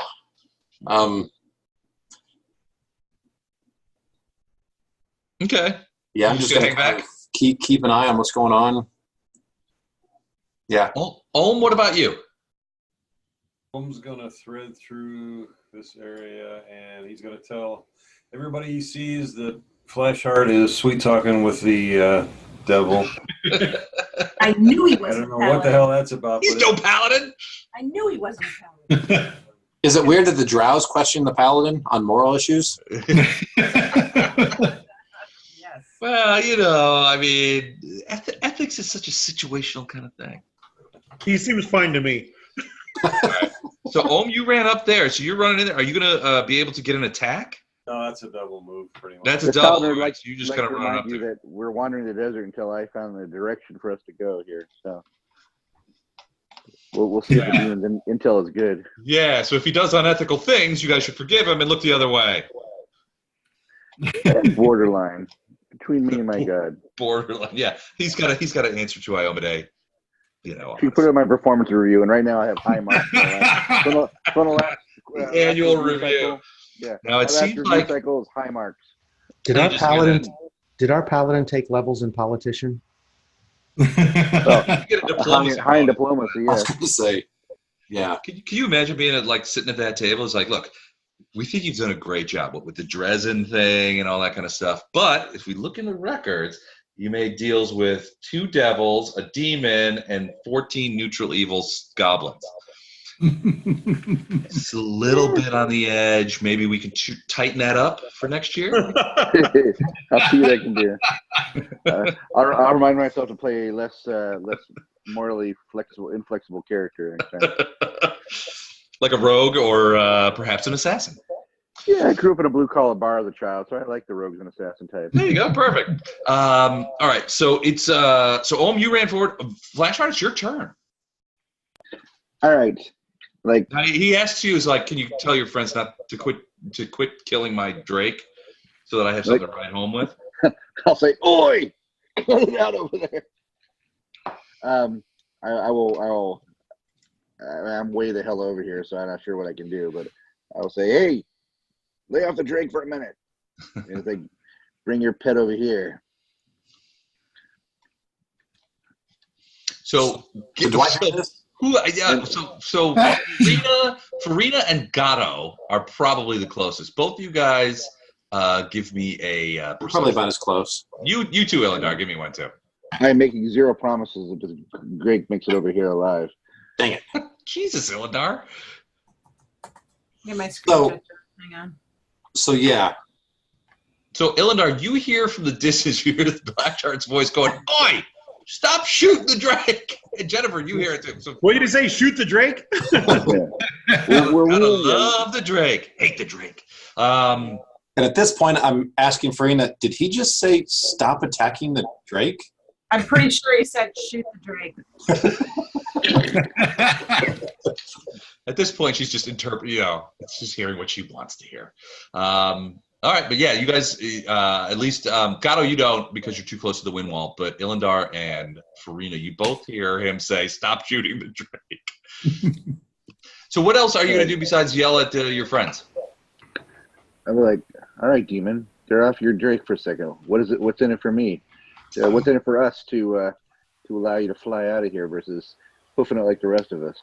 You have to understand. They'll expect me to return. We were told to eliminate you completely. They will expect my colleague and I to return upon our drakes, having completed a successful mission. That is what we will have to answer to Jaronika the Hag.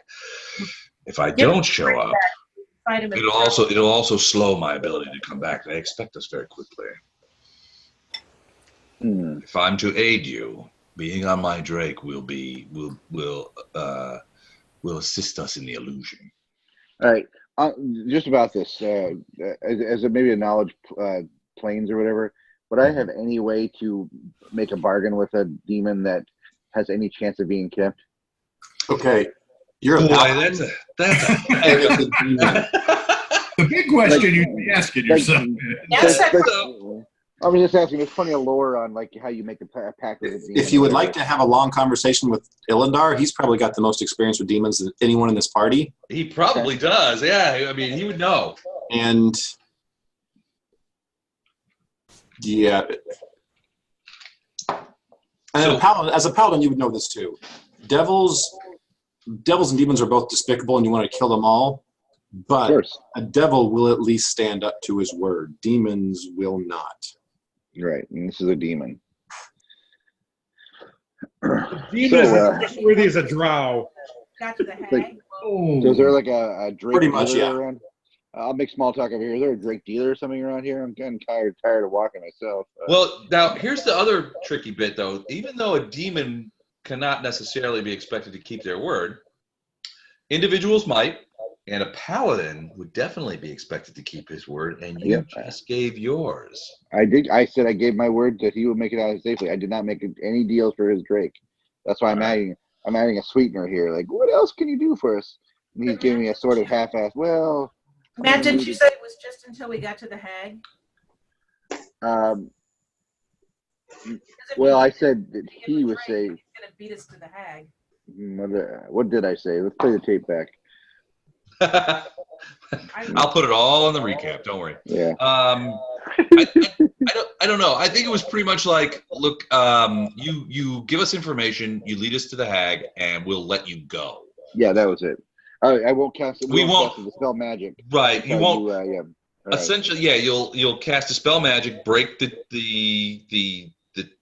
chain that she has, because you get the impression that she has summoned these guys in some fashion. Now, it's not a typical summoning monster thing. Certainly, Drake riders like this would not be part of that. But it's some sort of summoning. He has no desire to be here, so he's like, if you can break that connection, and I can just like sort of head out. You know, he's like, you guys won't see me anymore. I promise not to attack you. That kind of thing. Just give me 3 steps. Yeah, exactly. Yeah, it's literally it's a Skinner song. Yeah. Actually, to be honest, this Drake's going to die anyway, because unless the Drake has like pure light wounds, it's got a pretty substantial. It's got bleed, yeah. So Storm is just like all over it. And I don't know that you could get the message to Storm fast enough. Ilendar can. Ilendar might, but frankly, I don't know that Ilendar has the motivation to. I was going to say, his question right now is literally, he's looking back at Farina, just like doing the whole, Did he say stop Yeah, it? I can just see like Illidan being like, "Oh yes, please don't kill the Drake." Maybe Whatever the you do. paladin's been possessed. Yeah, I mean it's He would listen to the paladin, but he's probably looking to Farina for a confirmation that he didn't hear wrong. and Farina did not give that confirmation. And let's face it, kill this the is Drake. Flash you know? art. This is totally in character, so we're good. Well, yeah, also, we're going to be out here in the plains for a while. We're in a sandbox plains situation. We're going to be meeting some unsavory characters here. You might as well get a little role play in once in a while. Besides, just Dice Well, Thuggery. I thought you were going to say let's make some friends and allies out here. It's like, oh yeah, these are our demon friends. Just Yeah.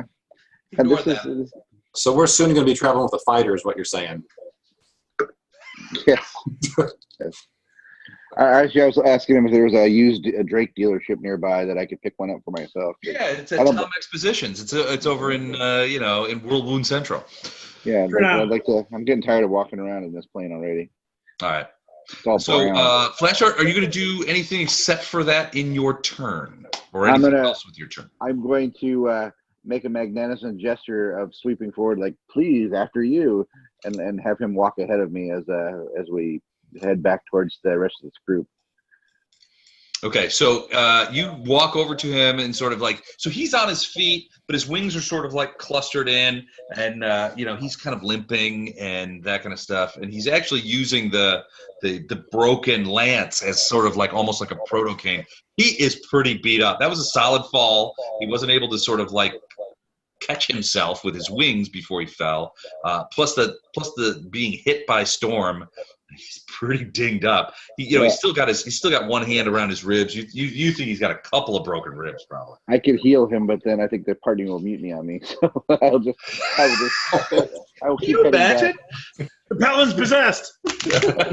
I know we're down a healer, and I use one of my limited healing spells to heal this creature from the abyss. So, Bob. so he kind of leans over to you and kind of puts his hand on your shoulder as he's like looking around. And he says, Iomedean, your lot isn't as terrible as everyone makes them out to be. We're really, in many ways, quite alike. And you see him turn, and his eyes catch yours. And you have to make Wait, are we gonna kiss? no, but you do have to make a will save. Oh, you son of a bitch! As he casts Charm Person on you. All right, what's my will? God damn it! Rookie move, Flash Art. Les, where's the saxophone music? I don't have to keep up my shit. Sorry. Hold on a second. Let me get it. I'm probably going to get an ad first, though. That's the bitch of it. He's be like, welcome to blah, blah, blah. Hold on a second. Where is it? Ad blocker. Ready? Oh yeah, what's up? You want to make out or what? What'd you roll? Did you get? Oh, better. So you were able to. Hold on a second. Let's see if this even works. Hey Bob, I think about So Careless you're about- Whisper saxophone loop 10 hour 10 hour. is Wow. now Don't blocked go for the in my 10 hour country. one. Is now blocked in my country on copyright grounds. What? So thank you, YouTube, for ruining this beautiful moment. But Get the point away. so yeah, he kind of leans over and he's like leaning against you, and he's like, we're not so different, you and I. And you can see sort of this like kind of thing, and you feel it boring into your brain, but you're like, oh, what? And so I don't know if you would know that he was trying to charm you, but If you had to make a will save, you'd know you had to resist something. yeah, you felt like you had to resist some sort of like some power. Hey Bob, you're about to get a real close shave up in here. And so what do you, I mean, you're sort of like, try that again and and you'll lose a few toes, that kind of thing? Yeah, does that break our pact here that I'm in there with him? I'm trying to decide if I'm off the hook here. I don't know. Nothing happened as far as you know. He attacked you. Jesus. Yeah. Well, it wasn't an attack. You guys just like a couple of dudes walking in the desert, talking about, it's like Ebony and Ivory. You remember the song? Yes, Yeah. we don't need to play it. Don't do it. You don't need to play it. Well, probably blocked in my country, so I don't know if anything would work. Yeah. I think I might have to give Rob a real close shave here. So you're so it's not your turn, but he. I don't know if you would know the details, but he definitely tried to charm him. Okay, Les, I'm sticking with what I was originally going to do. If I knew he was attacking, I would kill him. But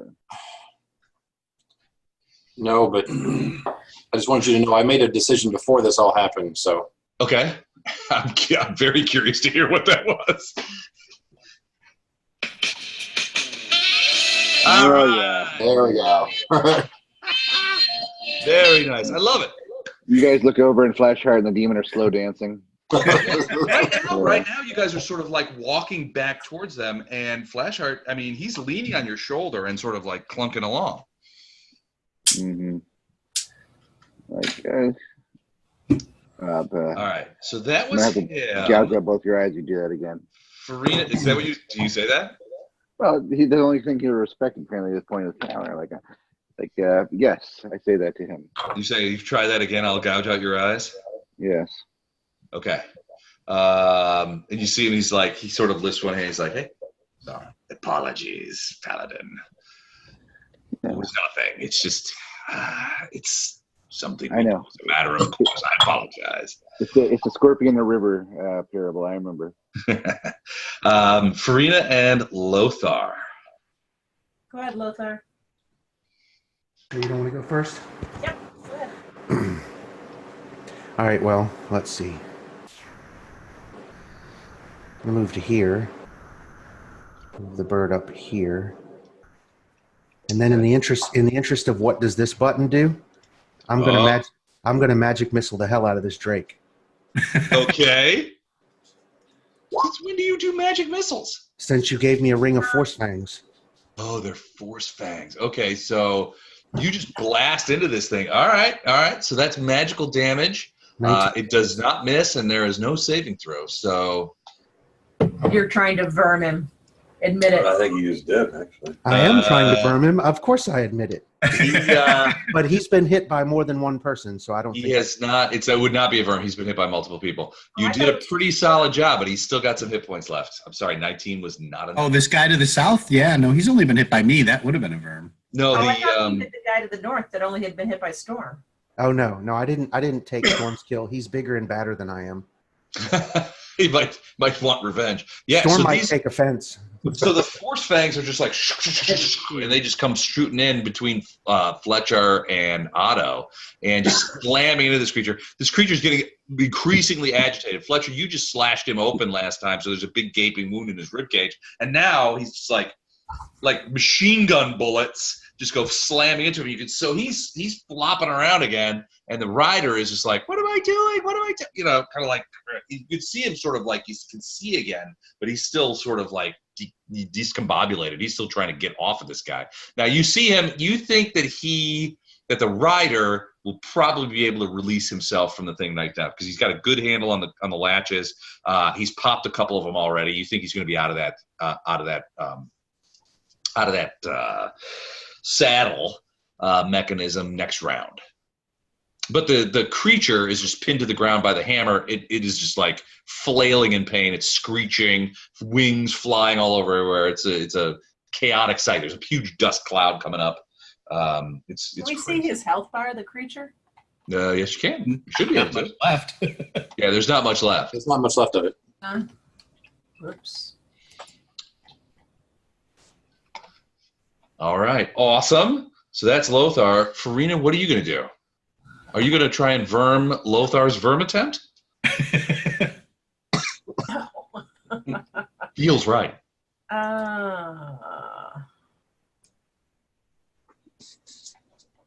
Actually, not because I wanted to verm. I don't play that way.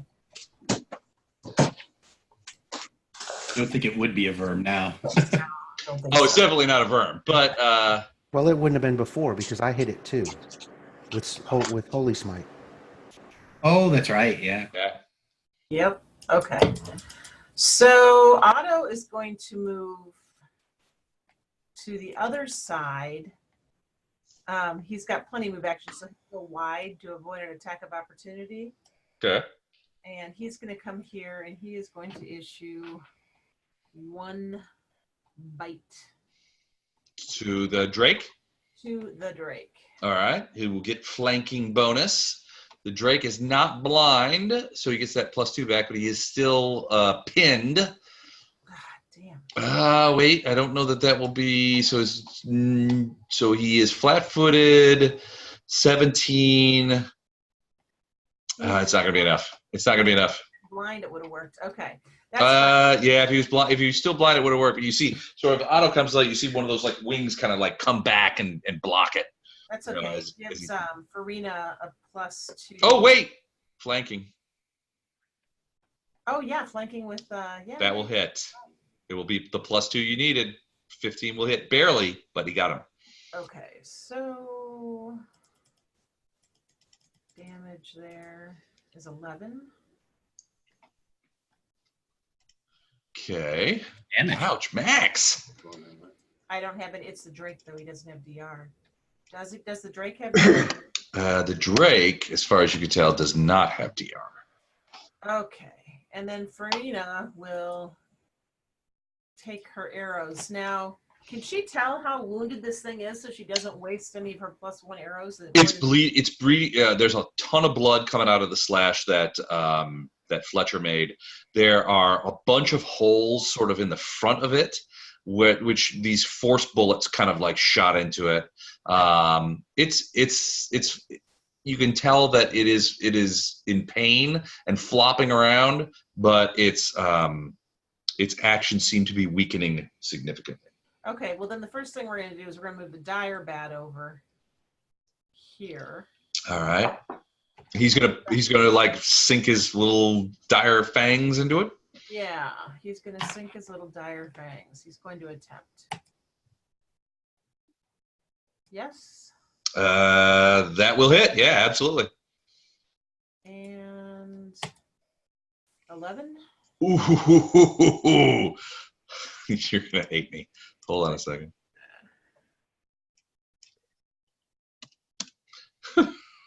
It literally has 1 hit point left. Okay. And that's okay.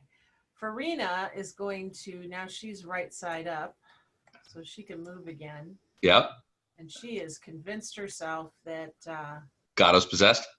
Yeah, no, not Gatto's possessed. She's convinced herself that Flashheart really did say that Drake needs to die. Oh, okay. So she's going to align herself here. Because how high in the air is he? About 50, 60 feet. Well, now about 40 feet because you saw a storm sort of slam down on top of him and drove him down. He was about 50 feet high. Storm came down from above him, slammed him downwards. He's about at 40 feet. So he's in range. And so with a move, with haste, I get an extra. So instead of having 3 attacks, do I get 2? I just get 1. If you don't get a full attack, then you've got to use haste for something else. Yep. That's correct. Okay, so, and he's not, is he flanked by Storm on this side? Or he's at least... Storm's kind of above him. So I don't know that you could get flank unless you were like directly below him. Technically, I am below him at 50 feet. Well, yeah, but I mean, it's not flanking. I mean, Storm's technically on your side of him. +1 attack, +1 You have haste. to be directly below the guy. Yeah. So probably you want one attack on the haste, since you're not going to get the full attack, the extra attack. You can get a +1. Okay. Oh.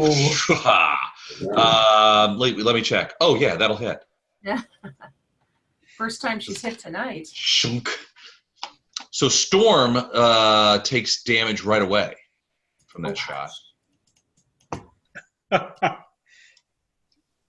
10 points. That would actually fit Storm. That makes me feel amazing. Just knowing that. Is that That's a Vern? solid hit. No, it's still got a fair amount of hit points, but yeah, it was hit, and you could hear like as the arrow goes sort of like speeding into its rib cage. Now it certainly isn't dead, but you can see that you definitely hit it. Next. Okay, next person. I already went. Okay, so the Drake is moving forward. So I wasted one before, then this one. So he's going to there, flying away from Storm and towards his rider. This other Drake is going to try and desperately move with the hammer on him. He does not. He's just like tugging at it at this point. You can see he's sort of like last legs. He's trying to get away from it. Gatto and Fletcher, you guys are up. First, Gatto. Farina is right there if you want to stab her. Think of all the insults. Think of all the problems she has caused you. Smile. Follow the problem she's going to cause if you miss. I put the bow away. Okay. Pull out your knife. The better to stab Farina with. I do not draw any blade. Okay. I'm going to run out of arrows if I keep shooting at that thing, and it's going to get away. So. Okay. All right. So you are essentially. I pull a bow away and say, "Good shot." To Good Farina. shot. Okay. Nice. A little compliment there. Get on a good side. All right.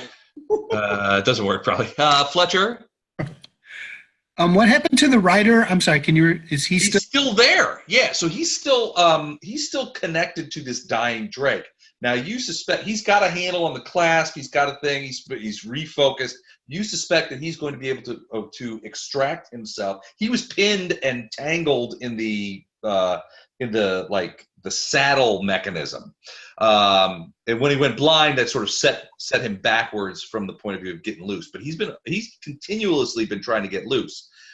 He is not massively injured either. I mean, a little bit from having crashed, but he has his scimitar on a hip, and he's going to be able to sort of like unfuck his saddle next round. He'll be loose. And he was hit with Holy Smite too, right? He was hit with Holy Smite too, so he is a little steamy. So certainly not full power, but he's certainly not in the kind of condition that his Drake is. And can I hit him from here, or do I have to move? Not from here. You got to kind of like walk around to the other side. Otto maybe could, but yeah, you probably have to be somewhere like right here because he's tucked sideways on the other side of where the Drake is. Drake is a big animal, and he's sort of like on the other side of it. And one last question: what kind of action is it to pick up a weapon? It is you could do it as part of a move action or as a move action.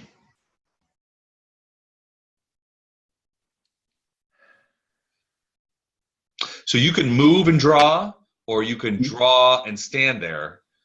Sorry, not draw, pick up. Oh, pick up. You want to pick up the hammer? Yeah.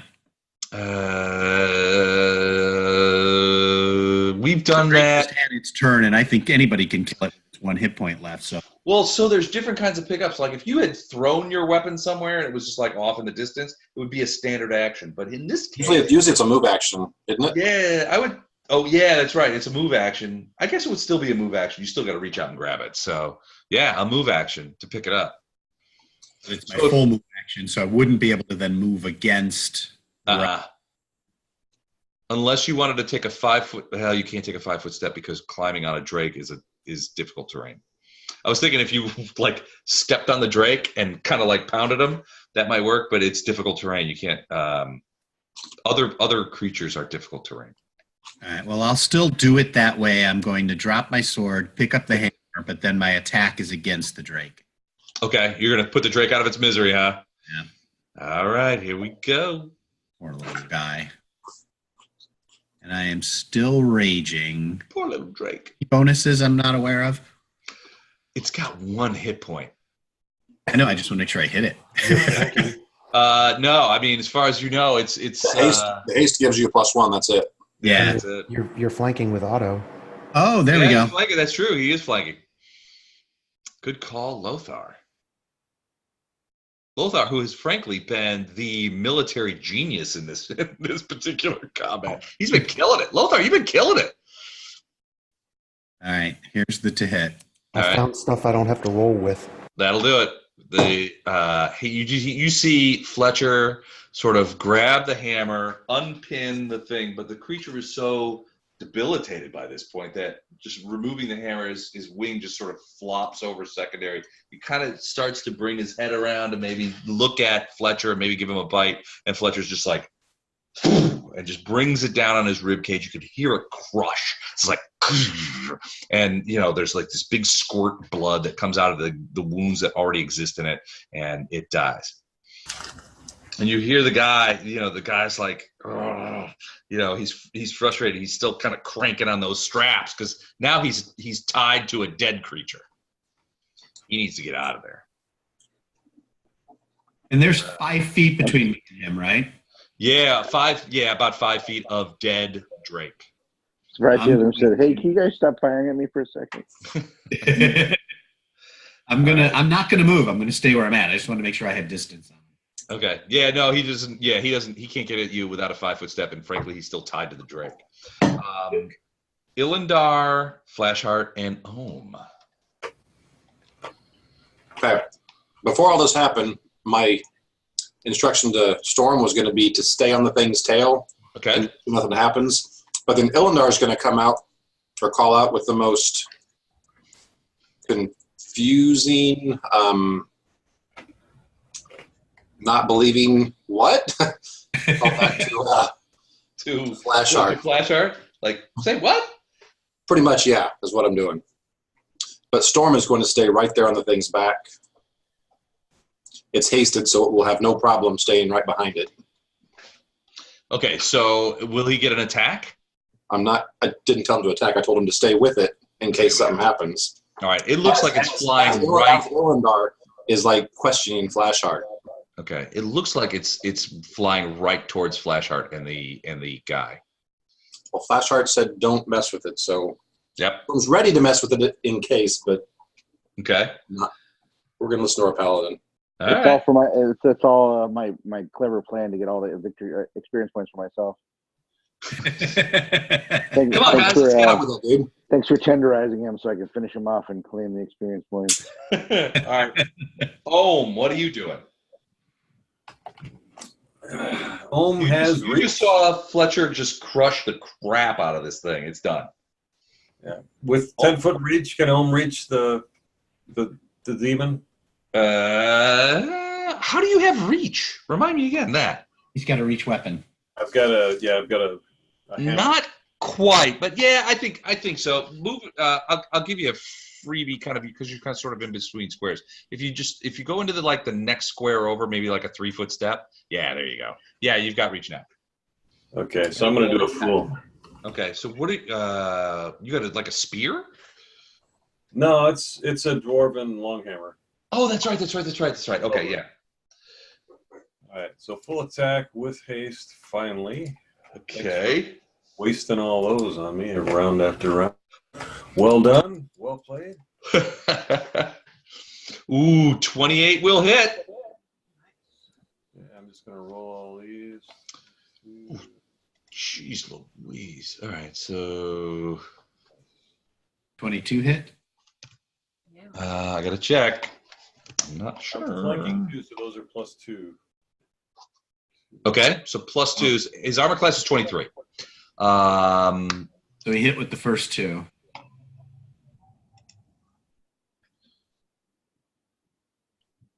Okay, so 2 hits for 19 and 23 points of damage. Any magic on that hammer of yours?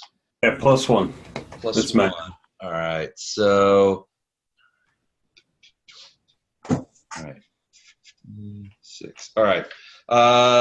Okay, cool. Yeah, you hit him a couple of times, and he's like getting battered around in this thing. He's still trying to get that thing out, but he definitely sees you as his biggest problem right now. Hold on just a second. I'll be right back. So, how do you know +1 is magical as opposed to masterwork? Masterwork gives you +1 to hit, but not the damage. +1 magical gives you +1 to damage and attack. Did I say that right? So masterwork is +1 to hit. Magic is both. Yeah. And The Flashheart, what are you going to do with your pet demon now? Great question. I don't know. This worked for us a few times in the castle here. Yeah. And it's worked for me before, but I forgot I'm dealing with something that I can't trust at all. And so it's already tried to take me out once. Yeah, I would think since it tried to charm you, all bets are off with your word. Yeah, which is what. Yeah. So The pact already. if he leads to the hag, I'm fine keeping my word. But otherwise, he even looks at me funny. He gets diced in little bits by anybody who wants a piece of him. Well, might I point out that barbarians are not notorious for their high will save ability? Right. So try to keep them away from me. You're just roid raging over there all the time. Okay, got it. Oh, shh, he's back. I'm back. Yeah, yeah. What were you guys saying? All right. Nothing at all. Recorded, don't worry, we'll look at it No, later. I'm just gonna check. Just talking about our day of service for all day tomorrow. You know. All right, so that's Ohm. Ohm just clouts this guy real hard too, and he's knocked backwards a little bit in the thing, but you can still see him scrambling.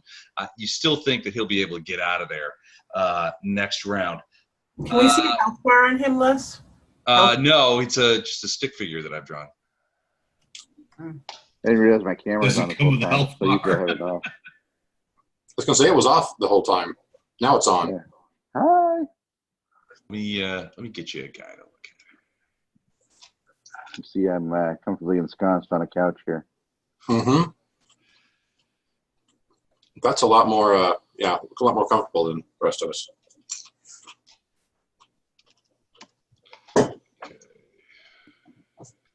Under the pretense I would fold laundry while playing, and then I would pile laundry like, nah. I have the same pretense going on, Matt, and mine's sitting there staring at me too. Yeah, exactly. You're like, Okay, that's tomorrow. the dude right there. He does have a health bar, although I'm not sure you can easily see it. You should be able to see it. Scooch it. I'll see it. All right, Flash Heart. I see him, but I don't see the health bar. The health bar is not visible. Hold on, let me see if I can fix it. Of course, Yeah, I'm missing like half of the. I can't see Ohms. I can't see Fletcher's. I don't know how you see. You should be able to see it. Does anybody else see his health bar? I can't see Gatto's. I do not see his. I do see mine, but I don't see his. I also don't see Holmes. and I don't see Ohms. Yeah, Ohms is missing. I don't know why this is not. You should. There's probably just too much resistance. Hold on. Can you see it now? No. Otto's is missing too. Nice dad joke, Mike. I can see autos. Oh wait. Nice Yeah. dad joke, Mike. All right. Please, How someone about think now? Oh, you actually Don't know. The fuck? Who are we looking for? The demons? Yeah. I don't see anything on him. Or the bat. You've got the hit point thing is turned on, Ohm and Otto too, Les, where you can actually see the number of hit points. I don't know if everybody else can, but I can't see Ohm. Apparently, there's such a Yeah. such a difference that everybody can see everything except for those people who can't see anything. I don't know what to tell you. Wait, no, hold on. The only people I can't see are Ohm, the demon, and the bat. I didn't care about the bat. Okay. I concur with what he just said. All right. Well, let me just assure you he does have hit points. They are listed, and I apologize. them all yet. I'm doing the best I can. I mean, it's I've got it visible to everybody on this thing, so I don't know what to say. All right. Can everybody see my bar? I can. Okay. Can you Everybody see else? the numbers, Les, or you just see the bar? I see. So I see numbers. Okay. So I can see numbers for everything, but you guys shouldn't necessarily be able to see numbers for everything. Got no I see button. my numbers. That started a while. You don't see your own numbers. Okay. Good. Yeah, you'll see your own numbers. Numbers before, have we? That's an awesome picture, Matt. With the with the Yeah, I get a whirly bird. That's awesome.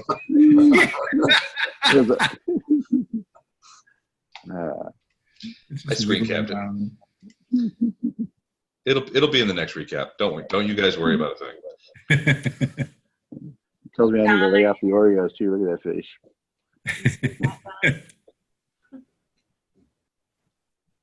Okay. All right. So let's talk about you, Flashheart. Now that we can see you as you really are,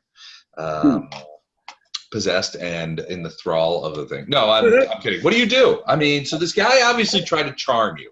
Okay, and you did hear Elendar yell, "What?"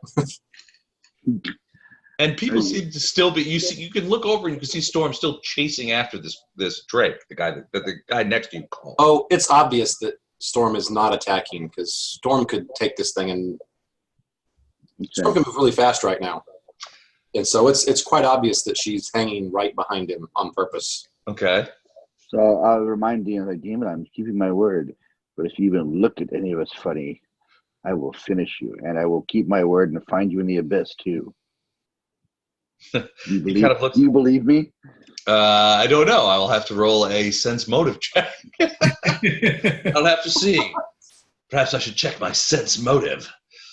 All right. Well, he does seem taken aback by the fact that you were able to sort of like not only fight off his charm, but also were like, don't do that again.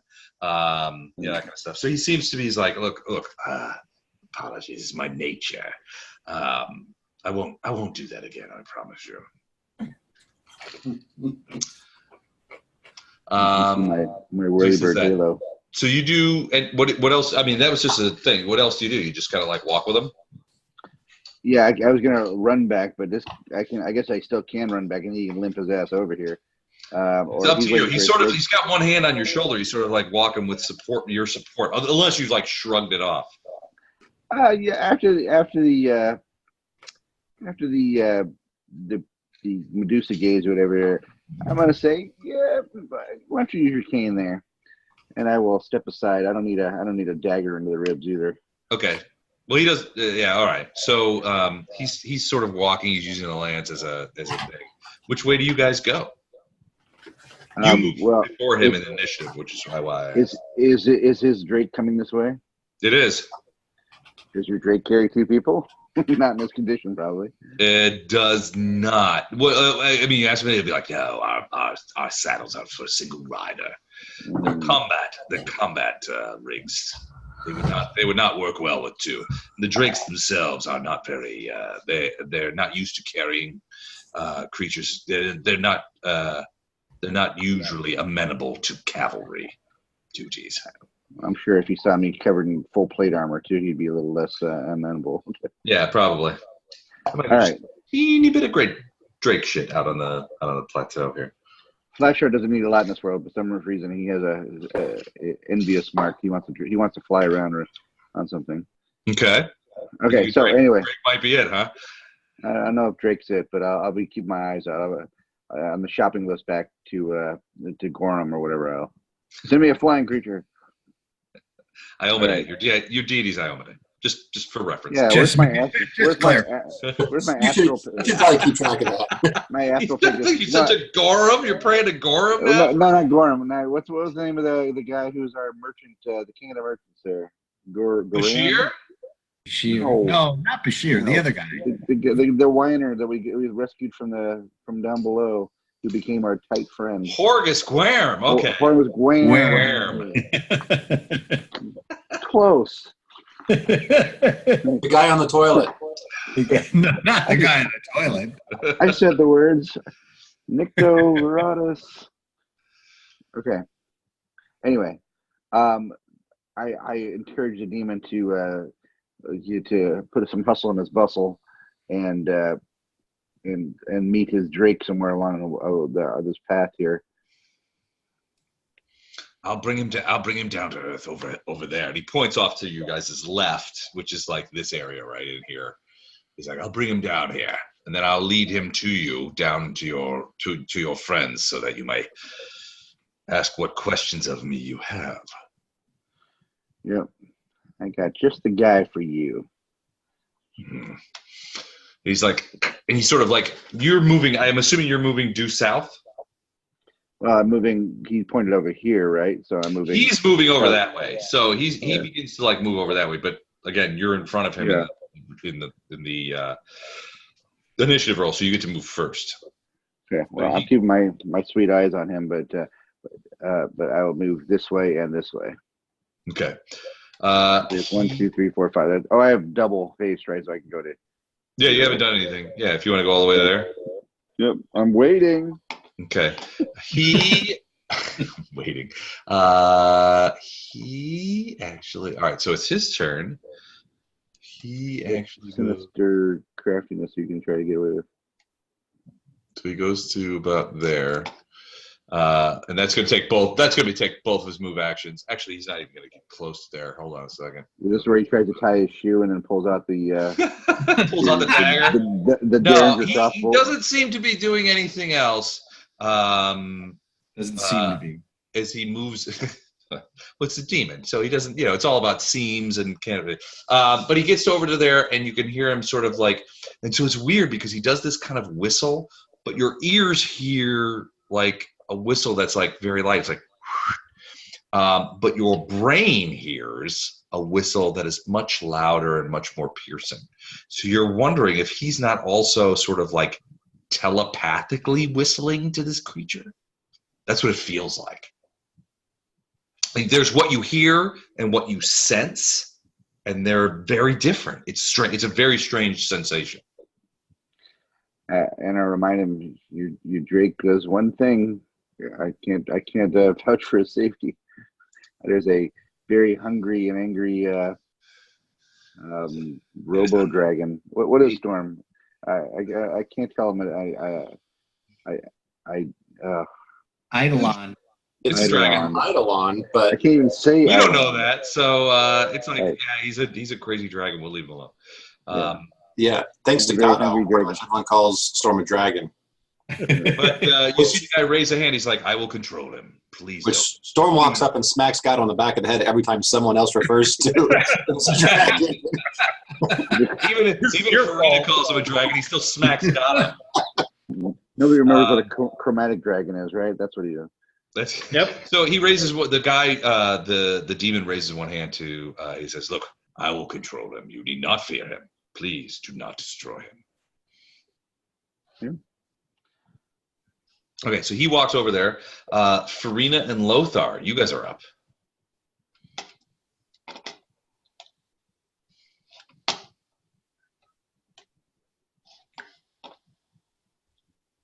Jennifer, Okay. that's you. Go ahead, Lothar. Jennifer is folding clothes, I think. Let me check. Okay. Is anybody in I this get it when area? Barbarian does that in the middle of a combat. Yeah, no kidding. Sometimes half-orc barbarians will do that. Oh, she's not half-orc. Sometimes elven barbarians. They're very tidy. Elven hunters. Elven hunters. Well, I don't know what elven hunters are, so maybe this Is she a is hunter or a ranger? could be anything. She could be doing anything over there. Lothar, did you go? No, No. not yet. Is anybody in this area injured? I can't Uh, see health bars, so My demon's I injured. am down 23. I'm fine. what about Ohm? Ohm, are you hurt? No, I'm not hurt at all. Is Gatto hurt? I'm good. What about Otto? Otto's good. I don't think anybody's been hit. Now you've jinxed us, though. Just Fletcher. Way to go, Fletcher. You blew it for all of us. I kind of got this lance shoved into me at one point. it seems like most of the time Fletcher's the only one that gets injured. So, Talk about a splinter. but you know what? He earns it. He earns it legitimately. You know what? He He doesn't seem stood to up in care. front of this guy. He was, last week he was trying to like get all these guys' attention, but he got it. And so it was like plan successful. My whole plan worked. Yeah, exactly. So I don't know. I mean, you can use a bandage. You shouldn't begrudge him it. Sorry, can you guys hear me? Yep. Okay. I hit my button. All right. So, I'm Lothar, going to- are you gonna burst? No, I'm going to send Siggy to touch Fletcher for a maximized cure light, which is 15 points. 15 points. Very nice. All right. Back. The owl lands on your shoulder, Fletcher, and you feel the healing power of Rastal. I feel flow better. through. I'm not dead yet. Farina, what about you? Farina's going to turn around the wind wall and point an arrow at this demon that Flashheart is escorting back. Okay, so you're drawing a bead on this guy. Yep. So they're moving. So they're both moving across your field of vision. They're both moving to the right. As you look at the screen. So frankly, as an archer, you're a little worried that if Flashheart moves just a little bit faster, he might actually accidentally provide cover for this guy. But also confusing is why they're walking together in the first place. Well, didn't Ohm tell me that? That's true. So Ohm did mention that he'd made that Flashheart had made buddies with him. So. I just don't trust demons at all. So He's my old college roommate. That's so weird because my old college roommate was a demon too. You guys just chose slightly different paths. I know, it's like, what's that new movie, the Gaiman thing that's coming on Prime in a couple of weeks? Oh, I bet Good Omens. Good Omens, yeah, Good Oh Omens. yeah, that's pretty funny. I read it 4 times. And the guy's like, I don't even like you. He's like, you do. That's going to be awesome. I think that's going to be great. Yeah, those are both great actors too. Okay, and then the Otto's gonna position himself over here. To assist in a flanking bonus, perhaps? Yes, to give the bat a better shot, and the bat is going to harry the demon. Okay. So And the bat's just like... Well, attack. He's going to try to bite him. Okay. And that would be the extent of my turn. Getting ready to roll the bite attack. AC 23. 23. And we have rolled a 14. Nope. Oh, No bat attack. Even with a we're 16. definitely annoying the demon. That's it. Oh yeah, he definitely gives off the impression that he is. He definitely understands that he is starting to be surrounded by people who probably want to murder him. So he's growing increasingly desperate, just to himself. All right, so that's Farina. Lothar, did you burst, Lothar? You did. Oh no, you sent Siggy. Okay. No, yeah, I just healed the only person who's hurt. All right, so Flashheart, you see this creature fly over this thing and land behind the guy from your point of view. And it's sort of like, it's obviously injured. You can see him sort of go up to it, and he's like, it's okay. So he's actually talking to them, and you can see him sort of like, you see the creature sort of like raise up its wings so he can get access to the saddle mechanism, which he kind of goes around. He doesn't look like he's getting in the saddle, but he is sort of like checking it to make sure that the creature it looks like he's checking the creature to make sure it's uninjured. That creature is like bleeding profusely. Yeah, so he's looking at those injuries pretty critically. It definitely seems injured, and he's actually going to look back at Flashheart, and he's like, "May I treat my creature's wounds?" You may. So he goes, it's like, "Thank you," and he goes to some sort of saddlebag and pulls out like some cloths and some weird goo and begins like smearing it from a pot onto these things and that kind of stuff. So that's what he does. The one of the ones that Gatto, you and Fletcher are up. You want to go first, Gatto? No, go ahead. 5-foot step. Now it's time to play whack-a-mole. I have 3 attacks. So you're just like stepping up onto the body of the Drake. Yep. So you can't 5-foot step up onto the body of the Drake because it's difficult terrain. A dead creature is difficult terrain. Of course, live ones are even worse. So yeah, exactly. But yeah, so you would have to climb up, and that would take a move action. You get a single attack if you wanted to attack him from on top of the Drake. But if you wanted to get a full, I don't know that you could get a full move action. You could get a full attack action out of this. All right. You could move around, surround him, and flank him with me. That's true. You could move and get a single attack action from here. You're gonna go around around the other side of the bat rather than go across. Yeah, it doesn't matter. I'm hasted, so I got a heck of a movement. It doesn't. Yeah, so you'd be fine. So you just kind of like run around him, and then you come around like go whap. You're using a hammer now, right? Correct. Back to the hammer. And you will get a flanking bonus. And I get flanking. And I'm hasted. Okay. So hold on. Let me Les, what round of combat are we in? Oh shit, I don't know. 12, 13? It's not that high. Probably 8 or 9, actually. Because at the end of 9, haste goes away. Okay. So one more round, let's say. Okay. I don't know, Right. no matter. Ah! Oh, see, Not with that kind of stuff. The second one was just to confirm. that was a confirm. So, yeah, no confirmed critical, sadly enough. I get exploding dice. Jeez Louise, hold on a second. I'm gonna screenshot this. 21, yeah. And that sucked. At least it's that way, not the other way. Okay, and done. Go ahead. Yeah, you will get exploding dice. So, All right, so any maxes. not done yet. Hold on. Okay. So this is the weapon damage. What's the other? What are you rolling now? That's for evil Evil. weapon damage. Yep. Okay, so no exploding dice, but you do damage. Boom! 27. You just clout this guy, and you hit him right. This is magic and holy.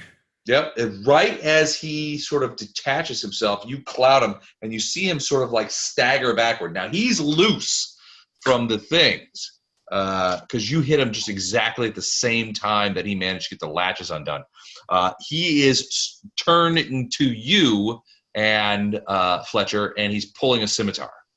He's got like a not a giant scimitar like Lama has, but like a shorter sort of scimitar. Almost like a cavalryman's saber. Is that an attack of opportunity? He's not drawing it yet. It's not his turn. But he moved. Well, he sort of got clonked out of the way, is what he did. Oh, okay. So he's not moved. He hasn't done anything that draws an attack of opportunity. It's all sort of incidental, very sort of minor. Gatto, have you done anything? You have not done anything yet. No, I haven't yet. What are you going to do? You see from here, it looks like Fletcher has actually knocked the guy out of his saddle, but he's still standing. Oh, wait. He's still standing. Have you seen, has the Elton John show come out yet? I was in LA. They had billboards for it all over the place. Rocket Man. I just saw a commercial for it, but no, I think it starts this weekend. Looks pretty good. I haven't seen the Queen one, though, yet, so I go to movies about once a year. I liked it. You like the Queen movie? Yep. So I moved to here, Okay. drawing my grandfather's blade as I go, Hello. and stab at thee. Okay. I am not flanking. He's out of range, right? Do you have reach on your hammer, Fletcher? No. Okay, so you are not flanking. Here's the thing, though. If you move like one square south, like if you're next to Otto, you would be flanking with the bat. I do have enough movement for that. Okay, of, perfect. Haste, so Perfect. All right. If you get there, you will get a flank bonus. He's not worried about the flank bonus. He's worried about the other. No, well, yeah, he does. Well, but flank bonus is how he gets to the other. Yeah. All right. 15 No. to hit is going to be a miss. I'm sorry, buddy. okay. That was one away from a fumble. Yeah, that's not so great there, dude. All right. So that was Gatto. So now bottom of the order. Ilindar, Ohm, and Flashheart. Okay. So has Flashheart responded to Ilindar when he asked him to confirm what he was saying? Not that I've heard. Did you actually ask him, or was that something you just thought? No, last round, he yelled back after Flashheart said, "Don't attack the thing." Mm-hmm. And I was like, "What?"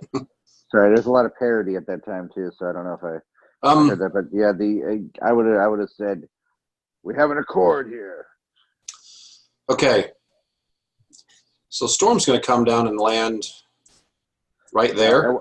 I would motion you to come closer unless you're in combat, because I could use your counsel over here. Okay. Well, Storm's going to come land right here. Okay. And as best of a face as she can make, if the demon looks at her, she's going to smile. Can Storm even smile? Well, I've based her off the way Toothless looks from the Train Your Dragon thing, so. So was that smile? Was that the smile that's frightened everybody? Yeah. Probably. Perfect. All right. So yeah, he kind of looks at her, and he looks at Flashheart, and he looks at the guy looks at her. And the Drake is sort of just like being calmed, right? It's like a horse. So this guy is like, he's talking to it in abyssal. And he's sort of like, it's okay. The stupid paladin is under my control. Yeah, the paladin is under my control. He's like comforting the Drake, and he's putting like this goo on her and like little bandages and stuff like that. So he would look over at the Eidolon, and he doesn't seem to Storm as to be like the frightened type. No. He's pretty injured, but he doesn't seem scared of her, but he does seem wary of her. So that's what she's doing. Okay. I'm going to walk towards him because it looks like the other side has got their stuff in hand.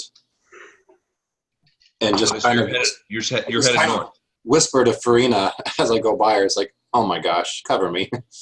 Cover me in case this looks bad. Okay. Farina's going to affirm that I'm in the same path of thought. Okay. Yes, our paladin is insane. I don't believe that's the first time that's come up. No, it's probably come up. You role play this way all the time. It's brilliant. It's like the Who Killed Buckwheat thing. So do you think your paladin made friends with a bunch of demons? Well, so tell us about your paladin. He was nice, kept to himself. Do you think he made friends with all those demons? Oh yes, it's all he ever talked about. Yeah. I don't think you ever shared my backstory, Flashheart's backstory, right? Maybe we should do I have not. He's a little bit insane. Maybe we could do Mike's backstory. You could make a crazy story like I did and share it with everyone. And that's what I'm saying. We could do another backstory campfire. I have the backstory. I gave it to Les, but we could share it at the fire. It might make Flashheart a little more reasonable. We'll talk. You and I will talk about that. All right. We can make that work because I think that's something that you personally might want to share at the campfire. Sure, We'll talk about it. so, Right, so and after I get that forward. far, I'll be calling out to Flashheart saying, "So, what do we have here?" Flashheart, you hear him. I'd be like, clearly. Drow, evil demon, Drow.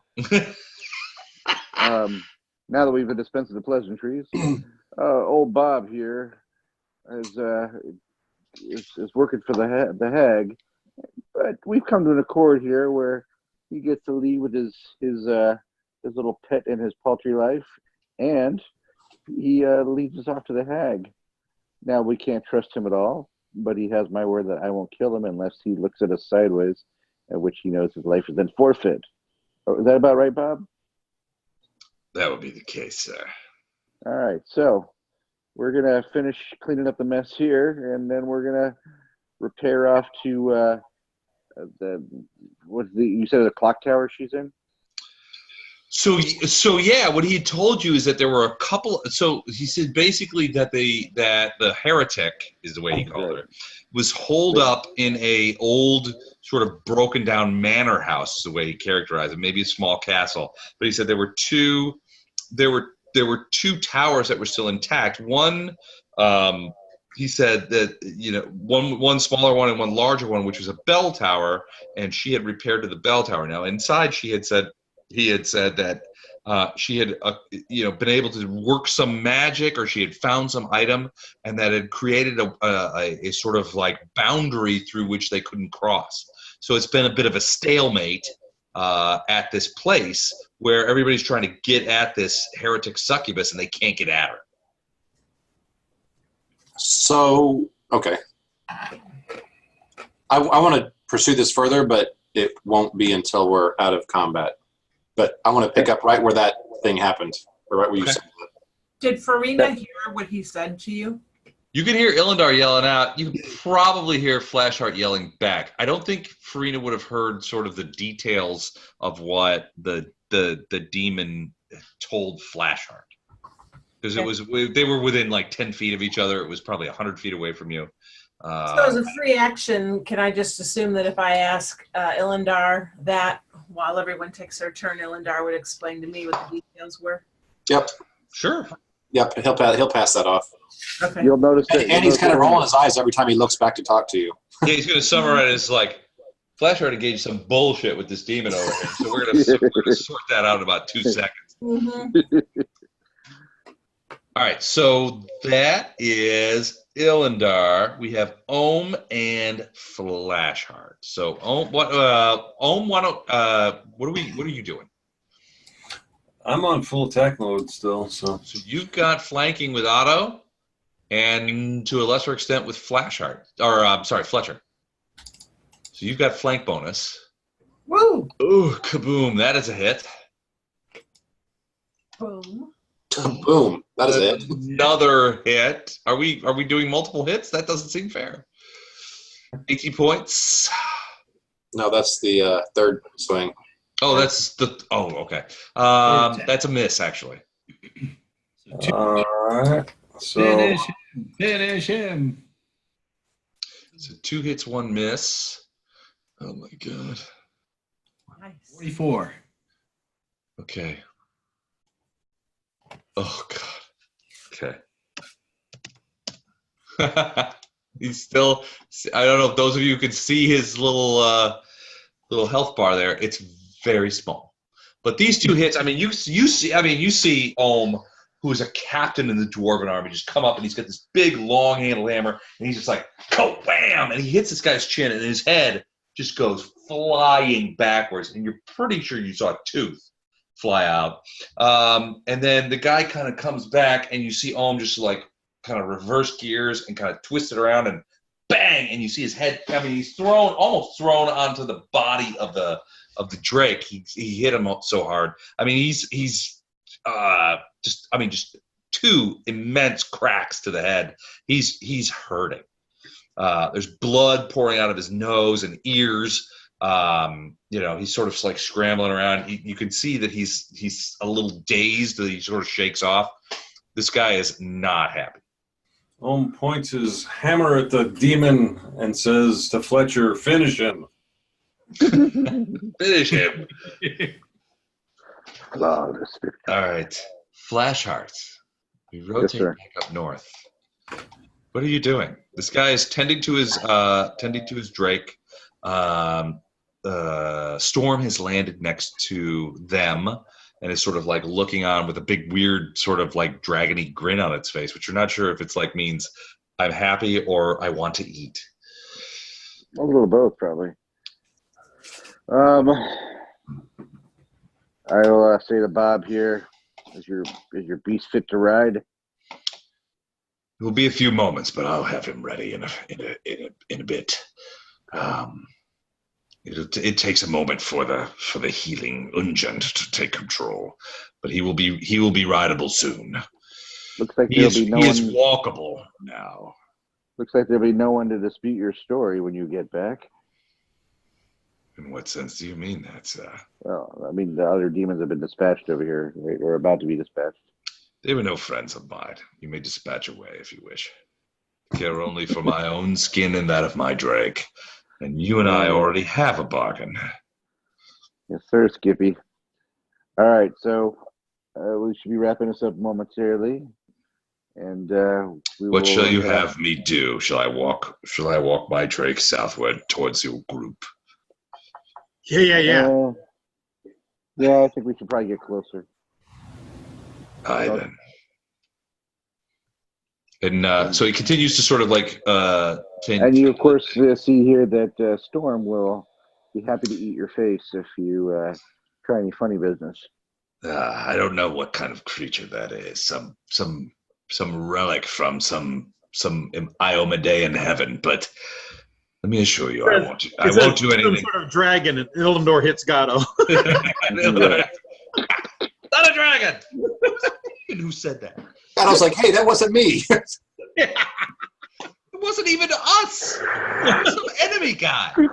No, he's just like, I will. So you can see he's, as he sort of like swabs up a little bit, there's a weird sort of leash that kind of comes cranking out of the, that he comes and pulls out from the harness. And it's actually sort of more like not sort of like a bridle, but a harness that you would use on a horse. It's not around the creature's neck, but it's around his creature's sort of like rib cage.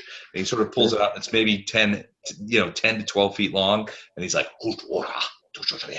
and the creature starts to sort of like follow him, and he begins moving southward. It's like a leash almost. I detect evil in the Drake. It's evil. Drake's are evil. The problem with being a paladin, you're so soft-hearted all the time. All right. All right. I guess I will keep him in front of me, but I will mosey south. Okay. So I will let him go first. So you're to wait until he goes? Yep. All right. So he will go. Wait a second. I'm looking at the wrong guy. I'll step back. I'll take a 5-foot step back so he doesn't come within 5 feet of me. All right. So he's going to move 1, 2, 3. So neither of them can move very fast. So that's as far as they'll be able to move. But they sort of like limp along. And you can see that the demon is sort of like leaning against the Drake. And the Drake is sort of leaning against the demon. They look pretty banged up. But they're moving pretty slowly, and they're moving to the south, actually towards Ilendar.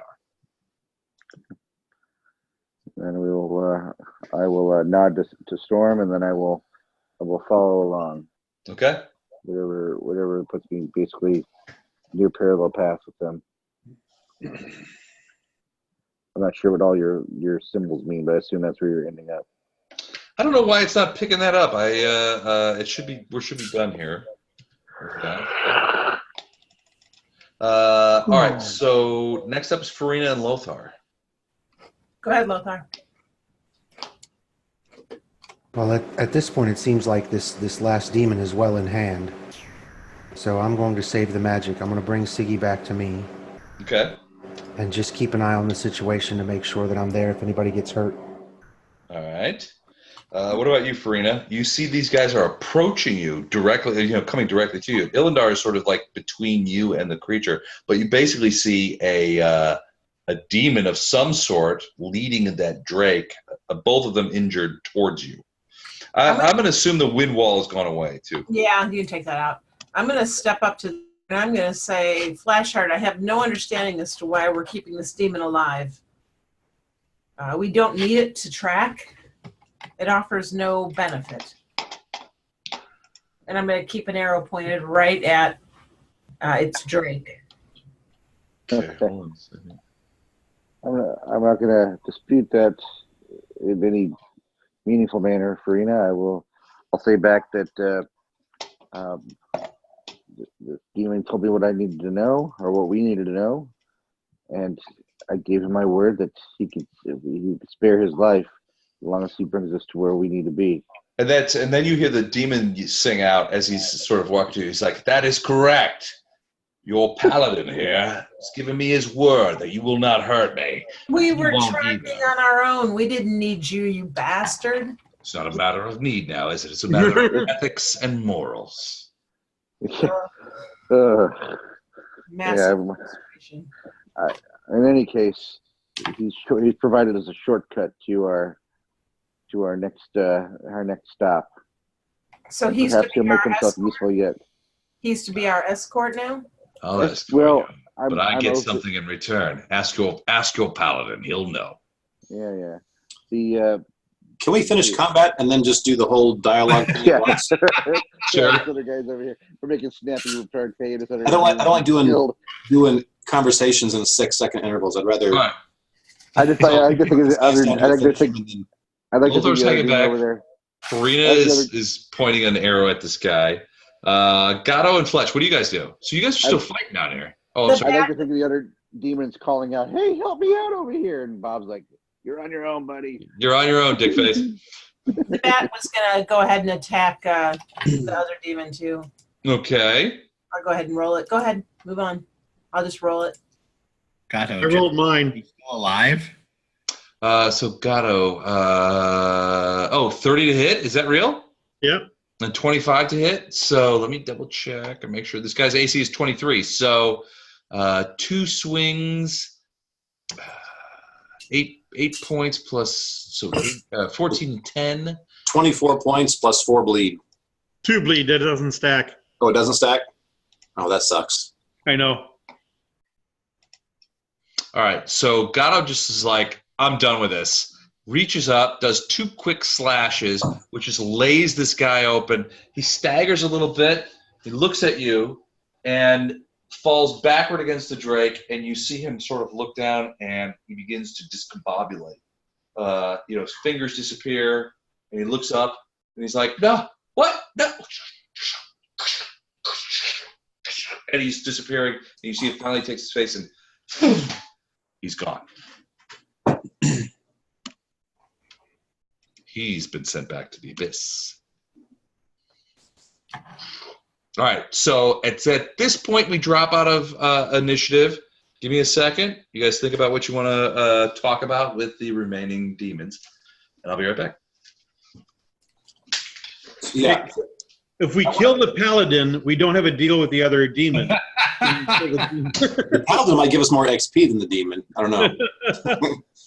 No, I want to quiz. I definitely want to. Ildar's going to take a lead on this, and he's going to be quizzing him about if she's got some kind of spell or item that keeps them away. Maybe we can get straight through them to her and use that protection as well.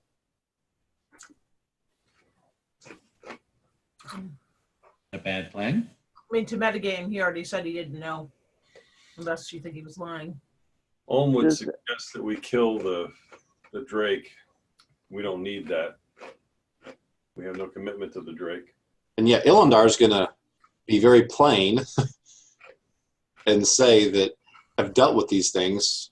Demons are to be respected, but they're also never to be trusted. Farina agrees with taking out the drake. I guess, Matt, what did you promise him and his ride fair thing, or just him? Yeah, I promised him in his ride. Oh, and his ride? I thought it was just him. Yeah. Well, I let him heal up Fluffy here. Now we're gonna kill his pet. Yeah, I know that he's a demon. he's a demon. But He's trying to charm you. My guess is what's going to happen. We're going to get back there, and especially if she summoned him, then that's going to just add one more combatant or 2 more against us when we get there. yeah, he can't attack her. But how else can we use him? Let's just say, for sake of argument, he can be used. How else could we use him? I'm saying when we get back there, he's going to attack us. Yeah, I don't think he's any benefit to us. That's what I said earlier. Take out the drake and let him walk wherever he wants to. If he catches up to you, you can give him his dispel magic you promised. I mean, that's his motivation here to be helpful to us. He's got flying ability. I guess we have some flying ability. What's that? He doesn't have anything we need but not to give us information. Hey, Les. Yep. Ilandar's going to address the demon and say, what's this protection that this succubus has against the hag? We don't know. She managed to make it to this burnt out place. We don't know what it is. A small castle. It was somewhat intact, somewhat debilitated. She managed to ensconce herself into one of this bell tower. Once she got in there, she managed to enact something that created a magical environment that pressed us away. We couldn't press the attack. We had her on the run. We certainly outnumbered her. She's just a single heretic. We were We were us. But whatever it was that she found or carried with her into this bell tower, it was more than enough to keep us at bay. Killed several, and disallowed us from getting anywhere close. So now we are in a bit of standoff, or as I like to say, a chillaxian standoff, where we can't approach her and she can't escape. So can you guys like chuck spells or spears or stuff at her, or is that being blocked as well? It's being blocked as well. There seems to be two levels of blocking. One, us personally, because of where we come from. And he sort of winks at the paladin. And two, some sort of physical block that keeps weapons from going there. We can't lay siege to the tower because we can't get close enough. And our physical attacks can't do enough damage. We can't physically get close enough to pass by the barrier because it extends outward farther than we can. So we have been simply keeping her at bay while Jaranika figures out a way to pierce this protective circle. How many creatures or things, or is it just you guys and the hag? It is. She's summoned. She's been given. We were given to her by our masters in the abyss to help and aid her in this thing. There were 4 of us, Drake Riders. 2 are still there. You have captured me. I am another, and killed the other one. Sent him back to the abyss, where he will have to answer to his demonic lords, and I do not envy that in the slightest. But nevertheless, there are 2 who are doing overwatch and air support.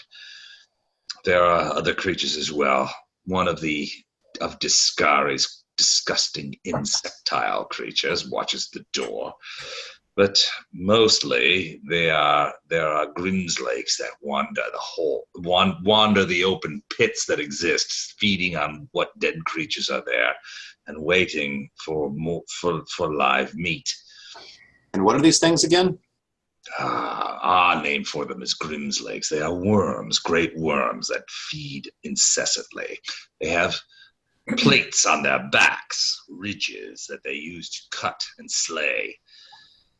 They've been given food by Jaranika to keep them in place, and they wander the main courtyard of this villa, ensuring that at the very least the heretic does not escape through that way. They will preclude your ability to get close to her unless you were to be able to somehow pierce the bell tower from outside. But if any of you... How many airborne, aside from the 4 riders, how many airborne creatures are there? Just us. The riders. That's all they needed. Four Drake riders are more than enough air cover for any operation of this size. In fact, overkill. Well, for that information, perhaps the Drake should live. I shake my head that I can't believe I'm saying that. Please, you might think me a creature of the pit. You'd be right, elf. But I do care for my mount. She and I have worked together for many decades. I do not wish to see her destroyed. Where is Storm? Is Storm around? I don't see. Oh, Storm's staying uncomfortably close to him and the Drake. All right, well, Farina will put her arrow, unknock her arrow. Thank you, my dear. I appreciate your circumspection. So we're coming up against a hag, 2 worms, and 2 more riders. Is that it? More like 5 worms. A couple of my fellow Drake riders, and a creature of Discari. They are insectile. So an insect creature. Yeah, like a horrible cricket. All right, so These are all from the abyss. These are all from the abyss. They've all been brought here at her behest. I don't know if they've all been summoned like I have. Many of them were here when I arrived. Who would you be? At least the Drake riders were fresh. We're not of the World Wounds normal contingent. So of all these creatures, if you had to fight, who would you be the most afraid of any of them there? I think Jaranika is probably the worst. first. But if you can get in without alerting her, that would be best. Even better would be to pass through whatever borders has been created by Arushale. If you are behind those protective wards, then within the heretics wards, we have had very difficult time. We're trying. Jaranika is trying to pursue magical means to pierce these things, but she has not as yet. And it has been a couple of days now. So,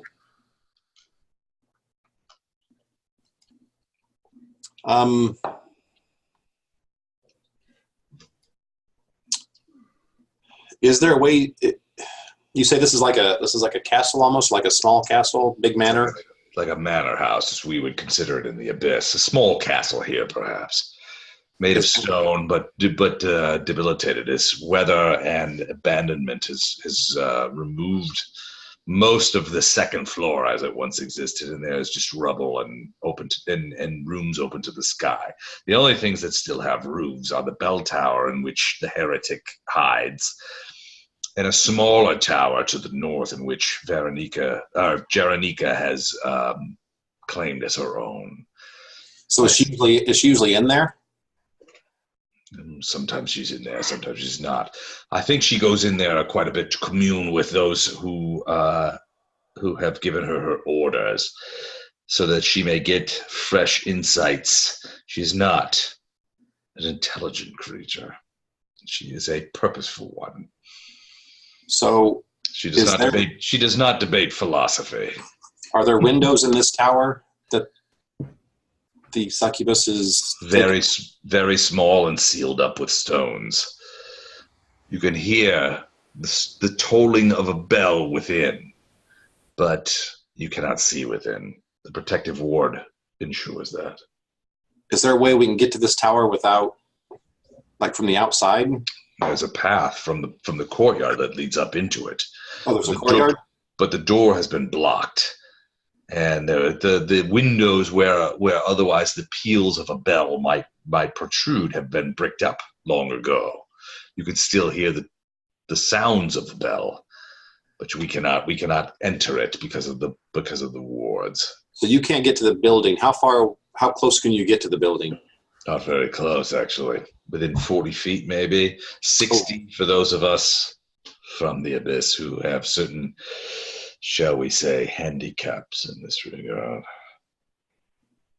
So, and this Illandar would be turning to the party, say, if we've got to save someone within 60 feet of this tower and there's a courtyard,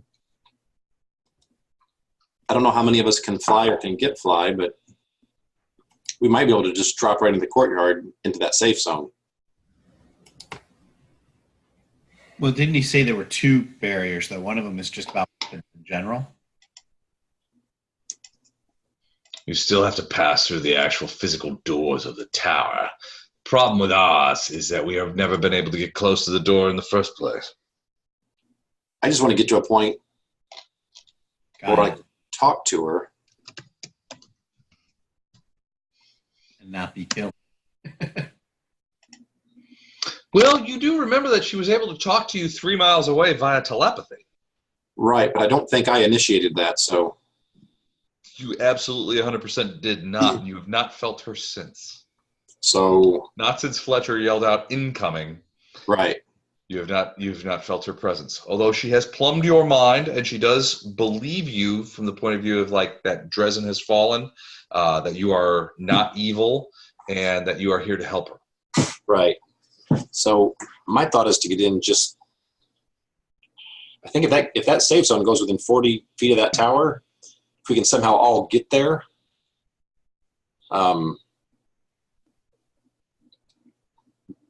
that's our safe zone, and then we can kind of see what's there and what we have to fight. And now, for that, though, we don't need this demon or this drake. You are correct. But your paladin has made a bargain. Oh, yeah, I know. You are correct. Our paladin makes lots of bargains. They don't. What I can do is get you past past the Discarian, at the main gate, there's a portcullis. I can get you inside the castle. What you do after that is up to you. What will you do then? You'll be compelled to go back to help her, won't you? Well, not if we just give him a dispel magic at that point. There is that. If you could dispel the magic that slaves me to her, then I can escape with my Drake to points unknown. And I have given you my assurance that I will never harry you again. Nor I will add, will I aid those who do. With all due respect. It's a gamble, but it's a. I would tell it. With all due respect, I've dealt with a lot of demons, and I imagine word does not seem to be something you guys hold in very high esteem. Did the demons you dealt with also hold their lives in high esteem? I look at you, and I look at with the alacrity with which you dispatched my comrade. I have no desire to return to the abyss for 100 years and spend the first 20 of those explaining in very poor taste how I failed in my mission. Fletcher moves up and looks at both of them and turns to Illendar and says, he's right. I could take them both in 2 seconds. This isn't really worth worrying about. Illendar will say, as much as I don't agree with the Paladin's thought process, we have just received a lot of, if it's true, good intel that's worth done my part, letting this thing go. All right. Maybe it bites us in the ass later. Maybe it pays off nice. So let's find out. Does anyone actually? We need Bardos. Bardos would have been who I went to ask about spell magic. Lothar can do it. Lothar said he did.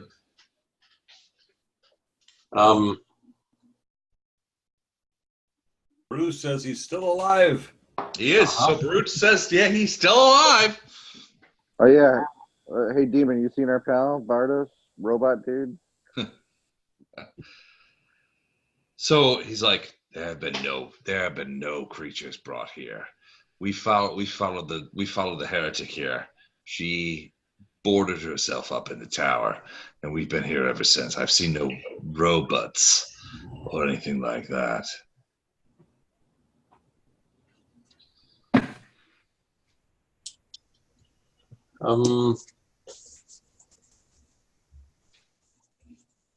So how close would, and I'm asking the demon this, how close would Storm be able to get before the dragon riders that are there would intercept her? Excellent question, and a tactical one. She would be able to approach, depending on her elevation, within perhaps a mile and a half of the moat. My comrades in arms are attentive. They would lift off immediately, and they would engage perhaps a mile away from the. Would they chase her back here? They might indeed. They might indeed give chase. Their lot has been a boring one. It's been a stalemate. Our watches have been hotly contested for. Thinking about fishing for aggro? Yeah, bringing them. I'm all about breaking these fights into as small pieces as possible. Yeah, agree. Let me remind you that there are two more. I doubt that they will both leave. One, perhaps. One, almost certainly. But I doubt that both will leave the castle. Jeronika would not permit it. You might be able to draw one, but that would be the least. That would be the most. Let's see if this intel pays off. Anything else you need to know? I would like to use Storm, or at least someone that can fly, to confirm the layout of the place, confirm what we're seeing, and then if we can pull one of these creatures back.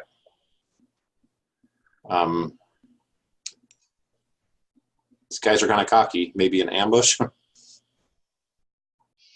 Yeah, maybe.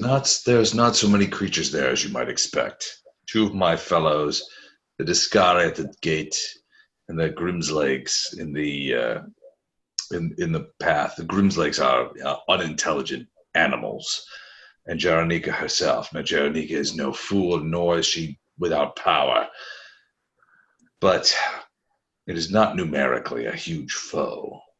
If you are able to section them off, perhaps come in via stealth, kill quickly, that would be in your advantage. We don't do stealth. Yeah. Says Gato. Yeah. Really, you ought to try. Really, you ought to try it. I've done stealth many times, and it's worked very splendidly at many occasions. So how would you recommend stealth getting in there if we're going to be seen from a mile away by the riders? Have you any invisibility? We probably shouldn't reveal too much of what we can or can't do this thing. Then I would use a diversion. I would send your creature there. He sort of nods at Storm. I would send your creature there to attack from the north, or at least sortie from the north. She would draw off at least one of the Drake riders. The others would be facing north, assuming that some sort of attack was coming from that direction. The gate, the physical gate to the entrance to the building, is from the south.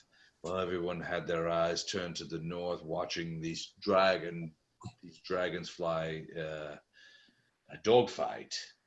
That's when I would attack. I would come with you, pass you through the Discari. You would have to fight him, of course, but what I could do is I could get you to the gate.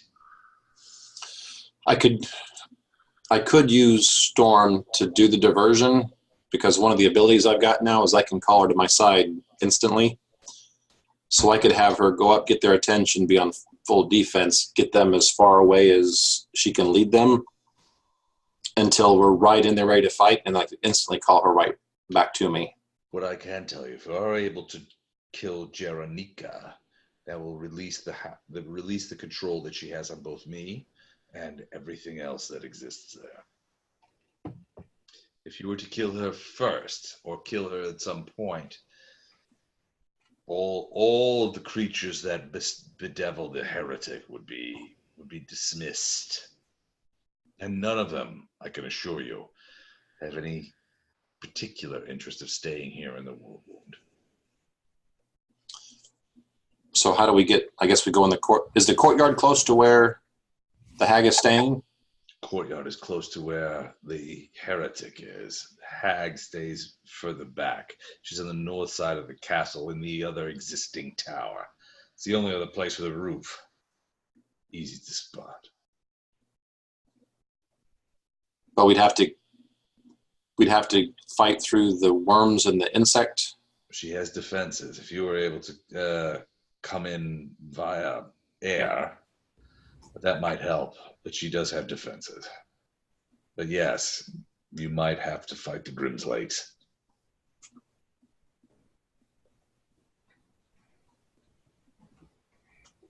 Okay. What does everybody think? I say we let them go. I say,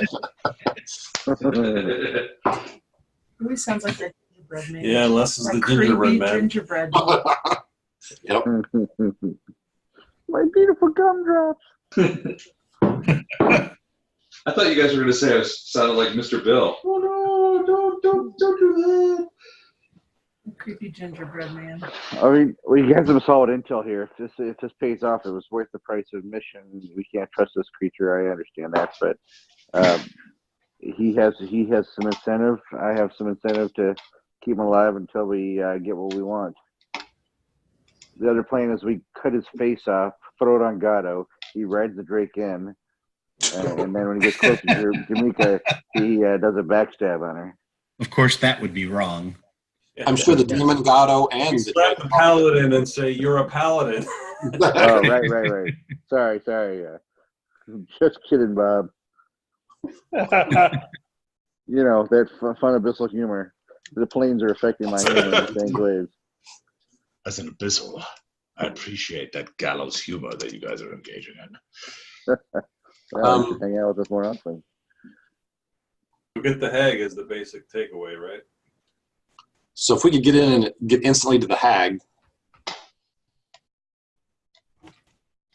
So you said, so the courtyard is right next to the tower that the succubus is in, but we have to go through the manor to get to the other tower? To an extent. Here, let me show you. The storm forms a distraction, and Kato stealths. I do have invisibility, but it's a very short-lived invisibility. I've got that feather, the, oh no, that's llama. No, that's Farina. Got my games mixed up. Got the, we all have these scales. Right. So I can get up to the tower if I'm not harried. A couple of us had the scales and did the invisibility, right? It was... Mine is, mine's the only one I think that did like a walk, wind walk, whisper walk, or levitate kind of thing. So those are the two towers. Those are the two towers. This is the one where Jaranika is. This is the one where the heretic is, Arushala is. Where's the front door? The border kind of goes like this. So there's trouble there. Front door is right about here. Okay, but it's basically a stair step, and there's a portcullis right there. Okay, so the Discari guy is what he tells you is going to be. He's going to be behind the wall right here. So he's guarding this. If you guys come through there and you don't know he's there, he's going to hurt you. The launch areas for the other Drake riders are there and there. Is any of this And so the sky? open, like most of it is open to the sky, yeah. So we could set down. If we can get airborne, we can set down like right next to this thing and go right in this tower wherever. Well, so here's what it'll tell you. So the door, hold on a second. The door to the tower kind of goes in through here, right? But the courtyard is kind of like this, and it's in here that the Grimm's Lakes are. There's a bunch of bodies and stuff in there, and that's what they're feeding on. So even though so the demons have been trying to sort of like pierce this what do you call it? This to try and get in there because Arushala is in here. They can't get in there because of the magical protections. So what essentially they've not set up so much, but what has been set up is that people aren't going to be able to get in through the floor because there's the Grimm's Lakes which are in there, which are just like feeding on stuff, and they throw food in there to keep them in there. So you've basically got a Discari here who's guarding this portcullis gate. You've got a couple of other Drake riders. You've got Jaranika herself, who is inside a tower, and then this tower is the one where you think Arushala is. But she has some sort of magical protections around. Does that make sense? So we'd have to sit down like right here and then go through a building to get to this tower? That's a great question. You'd have to go up some steps. If you sat down in the general area where the thing, so what he'll tell you is there are some steps going to the north and the west and leads you into this area. So basically what he'll tell you is this. So if you were to go, if we have airbound, is there a way we could land to where we could get right inside the tower where the hag is? You would have to land about. Hold on.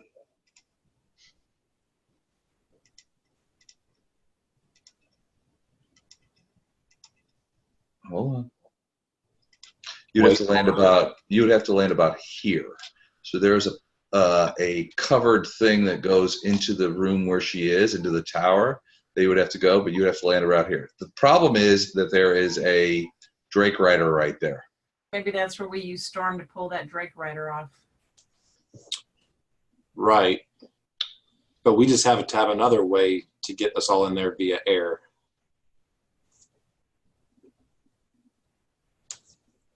So there are no windows or openings in this tower where the hag is?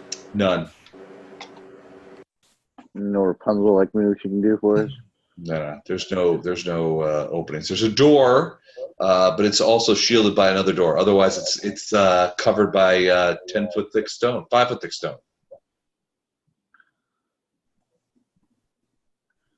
Okay. Your idea, and he points to you, Farina. Your idea of drawing off the Drake Rider from here, I think, is a good one. Draw that off. You land. You can approach Jaronika without drawing the attention or the the enmity of those existing creatures that are there.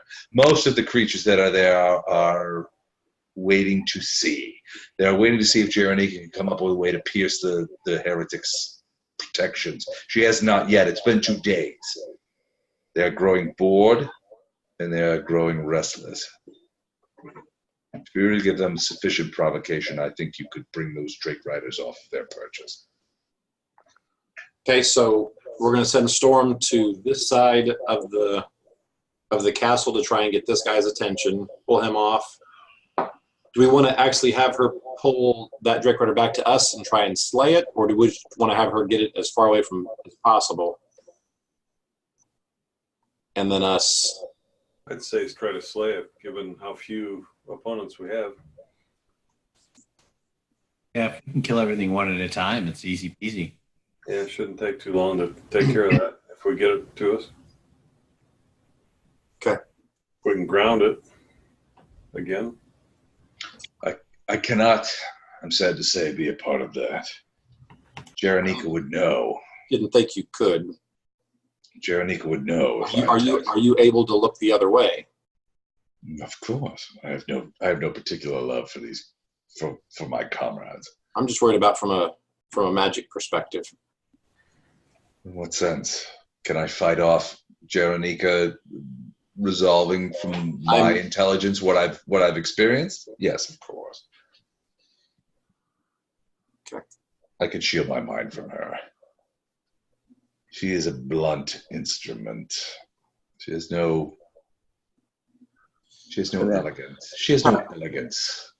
So, is there a forest area, or not forest? So there's no forest area, but is there any kind of cover between here and there that we could walk to and try and pull this Drake back to? Only the blasted lands, I would think. Everything else is just exactly what you see. Wide open plateau plains of red dust and rock. Is there places for us to hide in the blasted lands, or is it still pretty wide open? He smiles at you. He's like, I'm not afraid of the blasted lands, but you are a prime. Were I you, I would be reluctant to go into those areas. You smelled them, haven't you? The chemical smell. Mm-hmm. That would overcome you. Gotcha. Okay. Within a half mile. Okay. It gets worse as you go towards the centers. So I say we get to where we're as close as we think we can get without pulling them out, and then the Storm will go grab, hopefully get the attention of one of them, pull that one back, and we'll try to ambush it and try to take that one out. And then once that happens, we try and get our way in. Through the front, through the southerly gate. Either the front or over on this side. I can get you through the southerly gate, this place here. Right. I don't want to. I can convince the Discari that you are with us, or at least hide you, because it has no senses. It will not know. I would just claim that I needed the portcullis open. It recognizes me, and that would allow you inside the villa. Sorry, I forgot how to use English. This is a second language.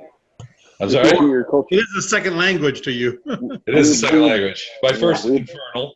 I asked the rider if this rider is gone, can we approach by land to this side without this one seeing us? Unlikely. He has a high perch, and he'll be looking for something of that nature. We are suspicious by nature. So regardless of landing right here, this one over on this side will see us getting there. He will. I will not lie to you. He will. But if we go through this door, then he will see us also. He will, but I will be with you. You may be considered prisoners or world woundians, whatever madness exists here. Turncoats. Turncoats. I doubt that he will care over much if we approach by in a contrite fashion. So if you were bringing prisoners back, Hmm. you being flying, how would you be bringing us back? You wouldn't be walking back, would you? I would land. Of course, I would bring walking back. I would land within about a half mile of the place. That's a good question. I'd probably land even closer, or farther away, perhaps a mile. They wouldn't spot us then. And they would be okay with you walking back with a bunch of prisoners or cohorts, or It would make sense to them, if not all of us were able to fly. okay. You can get us in that door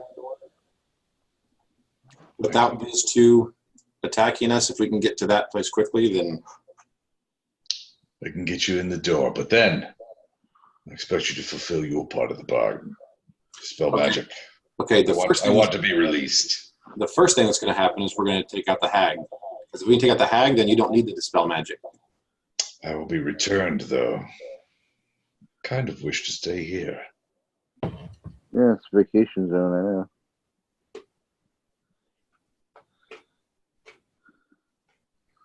We struck our bargain.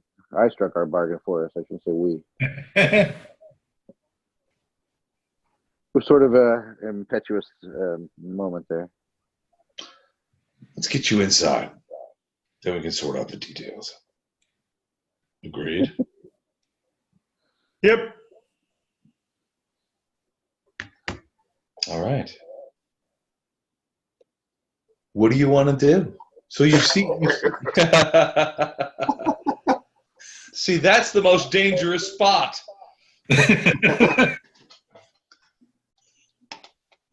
I don't want to have to fight evil Mickey Mouse. Yeah, I don't. It's about as bad as a clown.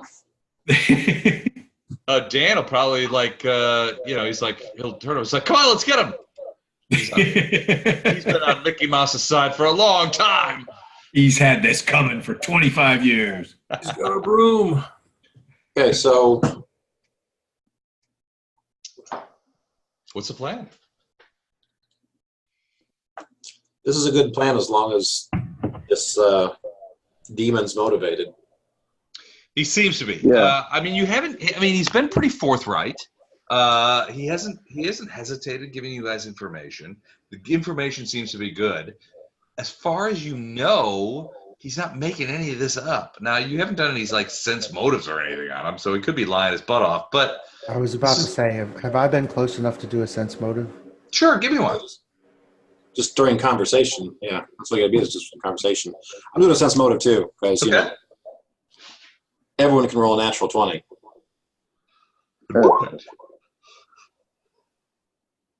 Okay. Which I didn't.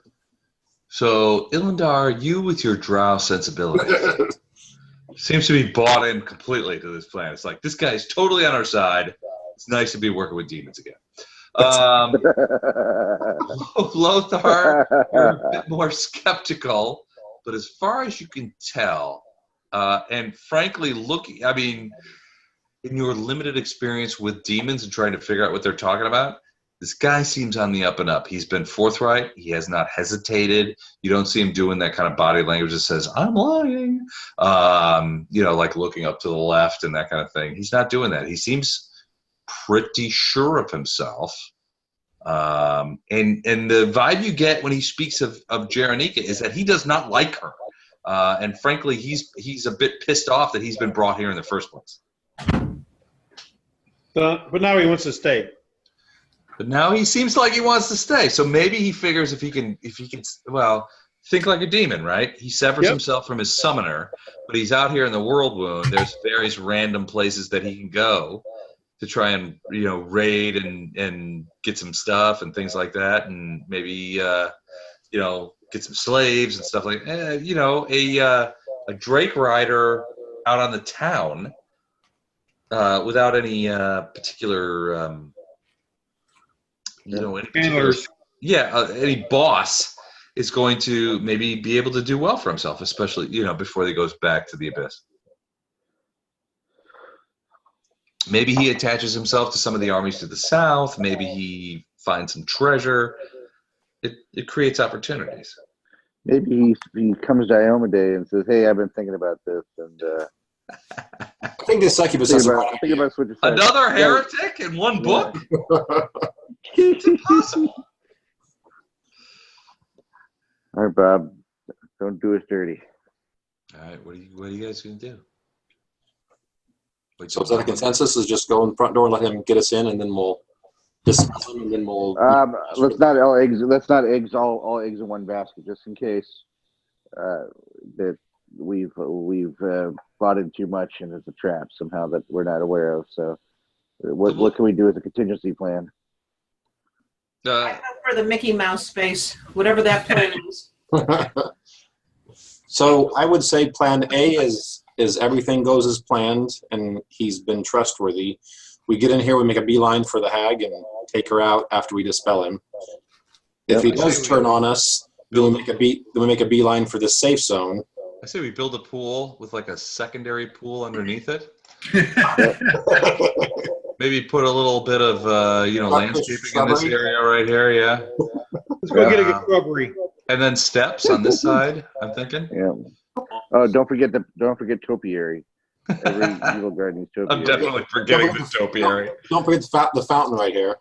God, you guys are worse than I am. And there's something else to consider. Tell me. The hag is seemingly a relatively powerful thing, right? Right. Seems to be. Although he has very limited insight as to what her powers are. No, I'm not addressing the demon. Okay. The deal as it stands so far is that he does all this wonderful stuff. We get in and we dispel magic. That's a really tenuous sort of situation because that spell doesn't work most of the time. In the new rules, the way that it's set up, it's a dice roll. And so it would basically be me rolling a d20 in my caster level against a hag. Well, he didn't say dispel it. He said cast a spell. We're doing our end trying to dispel. Yeah, but if we lose, then he has to follow the direction of the hag, and then he's another. Yeah, he's another combatant. I think we should at least hobble the Drake somewhere that he can go back and get it. Well, I guess he can't when he's expelled. Like, hey man, we didn't understand about the new rule update. We made this bargain.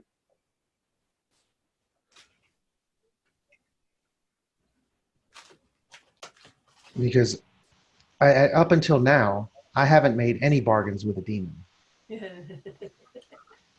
And I don't intend to. Because I'm a lawful cleric. That's paladin territory. Okay. But if you say so. Hey, doing the Lord's work here. Okay, if you say so. I think someone just rolled over in their abode up. So, just to give you an idea, the sort of infant thoughts that I have is explain to this thing that my God doesn't like me helping demons and that it has to cooperate with the spell for the dispel magic to work, and then dismissing its sorry ass. You God's a prude. I think you gotta have faith. In a paladin that's making deals with demons? You got faith that's going to fail. That's not faith. That's common sense. It's common sense, yeah.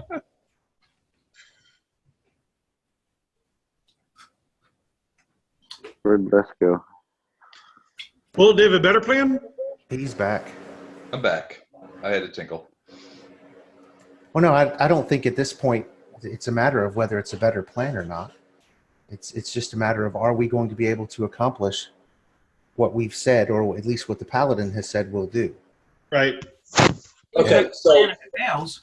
so if Kill everything. Balthar brings this to our attention, because the rest of us can't cast that spell, we'd have to just tell the demon, you know what, we're going to give it our best effort, and we're going to try, but depending on the level of power that this hag has, it might not be done the first try.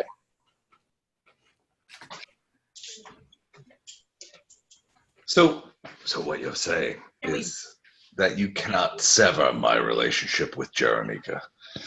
We might be able to. We won't know until we try, but Not guaranteed. it's So not what- guaranteed. Yeah.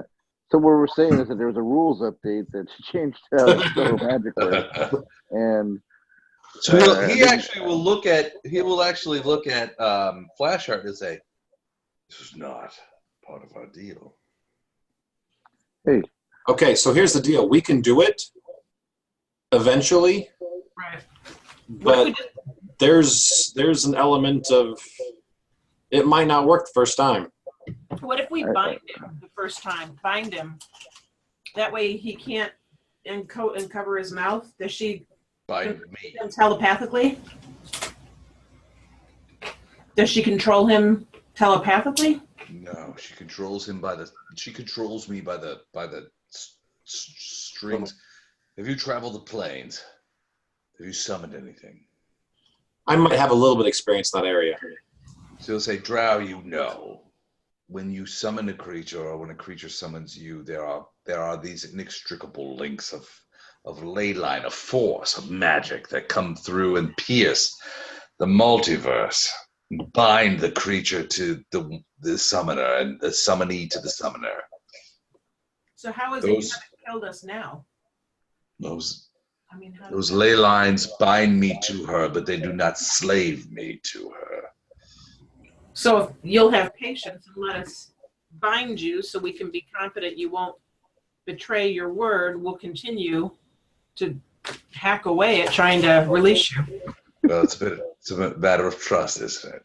You obviously, if you're going to tie me, how may I bring you to the front door if you tie me up and bind He's not going to get us in the front door.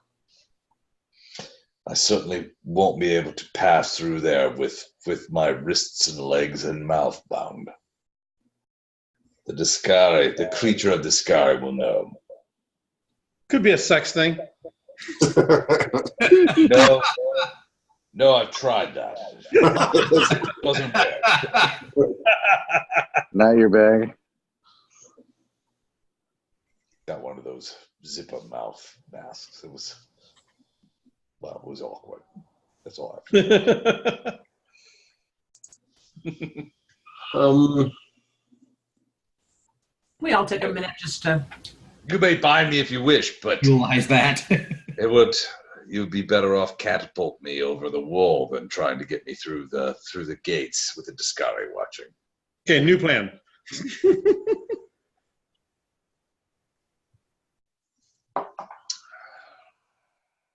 So are you okay with the fact that it might take us a bit of time? I mean, No, because here's the deal. Once we go in there, we have to go after her. And so if we try the Dispel Magic and it doesn't work, we're not going to be able to try again until after either we're dead or the hag's dead. And he said if the hag dies before, What are the odds? What are the odds on this? we don't know. Magic? We don't know we what don't know.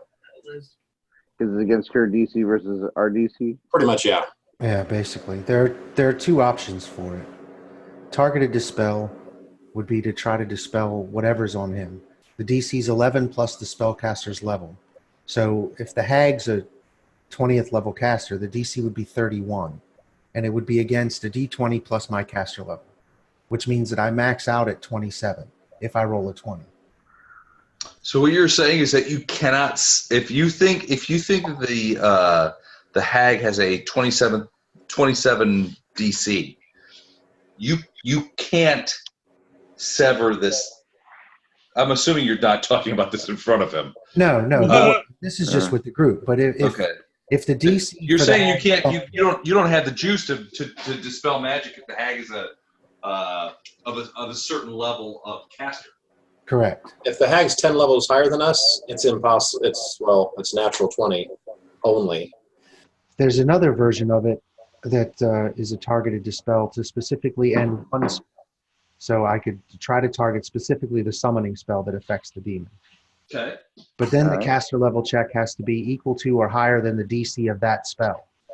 So if there is a DC on a summoned creature, which Ilindar would There know, is.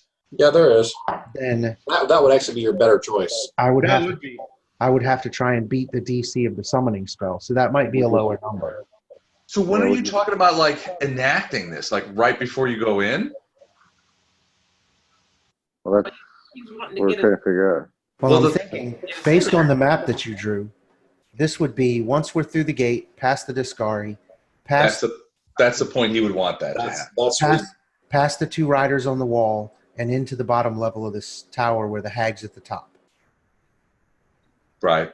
Once we're through all of the dangers that are outside, and we're in the windowless tower where the hag's at the top of it, that would be the point at which we would need sort of keep Flashheart's end of the bargain and try to dispel the summoning that's keeping him here by force.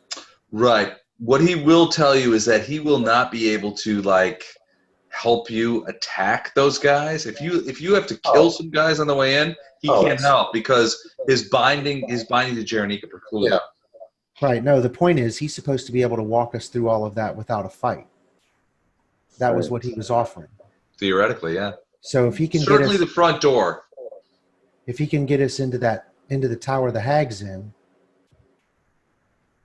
and we haven't had to fight any of the Discari or the two riders, then that's the point that we would look to free him from whatever is binding him to her. Okay. And then wait to see if he's going to choose to attack us or do something else stupid. He's made it pretty clear that he plans to escape. Hello, demon. Not exactly the most truth-telling thing in the planet here. Probably escape. Probably, okay. Yeah, Probably. it's gonna be lawful Maybe evil and- escape. Then when I tell him to cooperate with the Dispel Magic, I might cast Dispel Magic. Okay. Or I might cast Slay Living. We'll see what mood I'm in then. Well, but that's, I mean, you're sort of hamstrung by your alignment, right? If you tell this guy that you're going to do it, especially since Flashheart, who is a paladin, Yeah, I- he's allowed, the devil's allowed to lie, or the demon's allowed to lie. they're allowed to lie, but Flashheart isn't. Isn't. And Flashheart, Flashheart told him we would do this. I haven't said a thing on the subject yet. Yeah, I think it's still going to splash back on me though.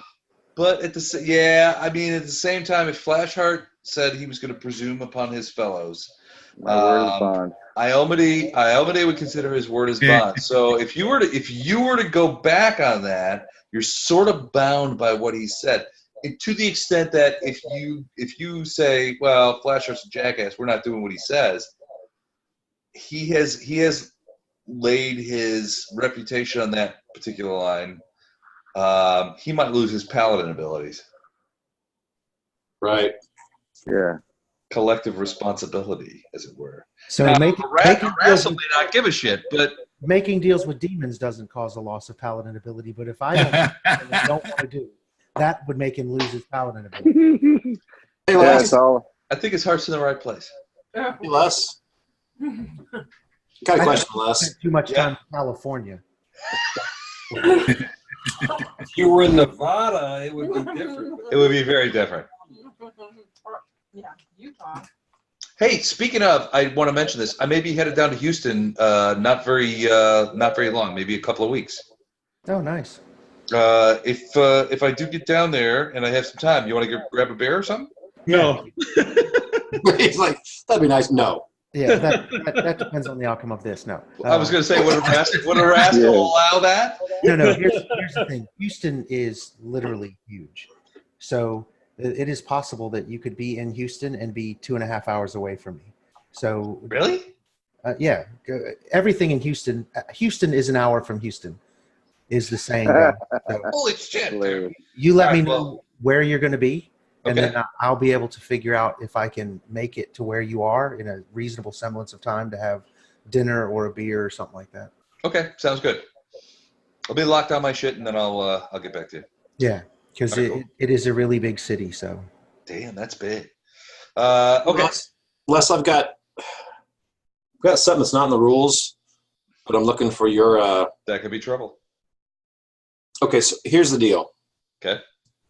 My class is a summoner, so there's not Right. many people that know much more about summoning than what my guy does. Agreed. That's kind of his thing. Sure. Is there? I want to do something you can't do in the rules. I've got a scroll that we found of Summon Monster 5, which is a fairly powerful summon monster spell. Absolutely. Could I somehow use that to summon him? Oh, away from her? We take over that. And then basically, I want to use this. I want to use this as a way to just remove his hold. No, I see what you're trying to do. I don't think it would Stop it, Don. work that way. No, it's like it doesn't assuming a leaf. work that way. What's Don It's, doing? it's like It assuming a wouldn't leaf work in a that car, way. right? Isn't there a spell that is interrupt summoning or take over summoned creature? or Oh, something Don like that? does it all the time with. Yeah, controlled summon creature. Control Yeah. summoned creature. Do you have that? No, that's a cleric thing. I know that's a mage thing. I Isn't don't know it? if it's just a cleric thing. I can't believe it's not a summoner thing. No, I can summon buttloads of crap and do it quickly, and it lasts forever. All right, so here's what I think. So Summon Monster 5 is a big deal. If you what is the spell level of control summon Creator? creature? I don't know. Don's used it before. I'm looking. Control summon creature. All right, so this is a 4th level. You're a summoner. Okay, so it's a 3rd level summoner spell. All right, so Summon Monster 5. Let's do a little math here. Yeah, come on, it's only 3rd level.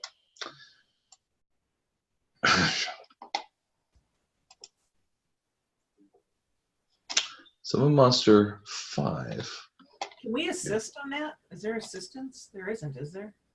Well, this whole thing is against the rules. I'm just seeing if I can. No, but I think it's brilliant, man. It's like assuming a leaf on a. It's not a bad idea. So It's like- Summon This isn't against the rules. Control summon creature. Right. Summon Monster Yeah. 5 is a Summoner 4 spell. Uh-huh. So so that's one thing.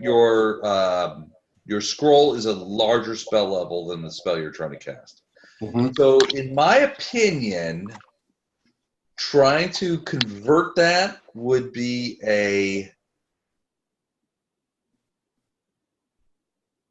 Knowledge Arcana, or no, it would be a use magic device check at +4. Okay. So if you want to convert this, you would have to do so to use a spell that you can't normally use. You would have a +4 penalty. If you wanted to convert a spell, so you could do Summon Monster. You could do Summon Monster 5, right? It's on my list. I don't have access to it yet because I'm not. He's not strong enough to do it yet. Oh, okay. So it's on my list, but So I'm guessing it would be +4 because you're not powerful enough, and +4 for the conversion, so +8.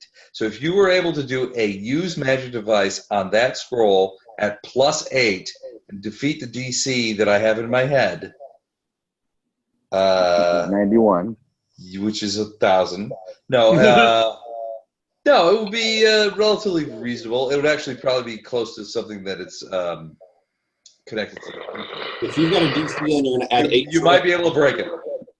no, it's not worth it.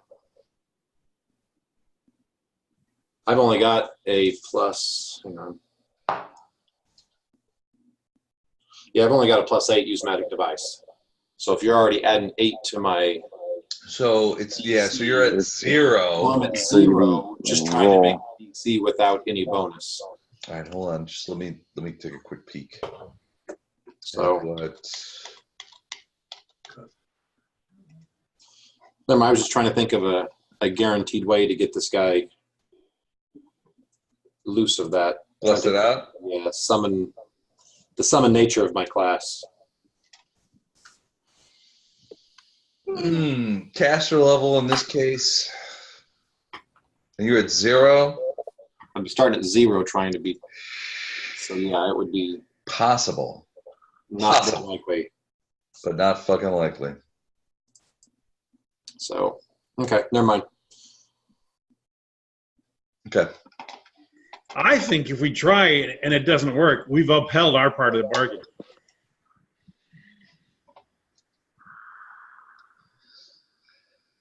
Oh yeah? Maybe if he tries to get you in the front door, but somehow fails, maybe he's upheld his part of the bargain too. Fair enough. There's the door. Right over there. Hey, Discovery, let him in. All right, we're done. Ohm is expecting that. Just Ohm's probably like, this is bullshit. I don't know what you guys are thinking. Ohm's been like a captain of a lawful good dwarf army for probably the last 20 years. He's been fighting demons and bad guys, and he's like, what the fuck are you guys doing? He just keeps looking around like, what the hell kind of like shit show did I get hooked up with?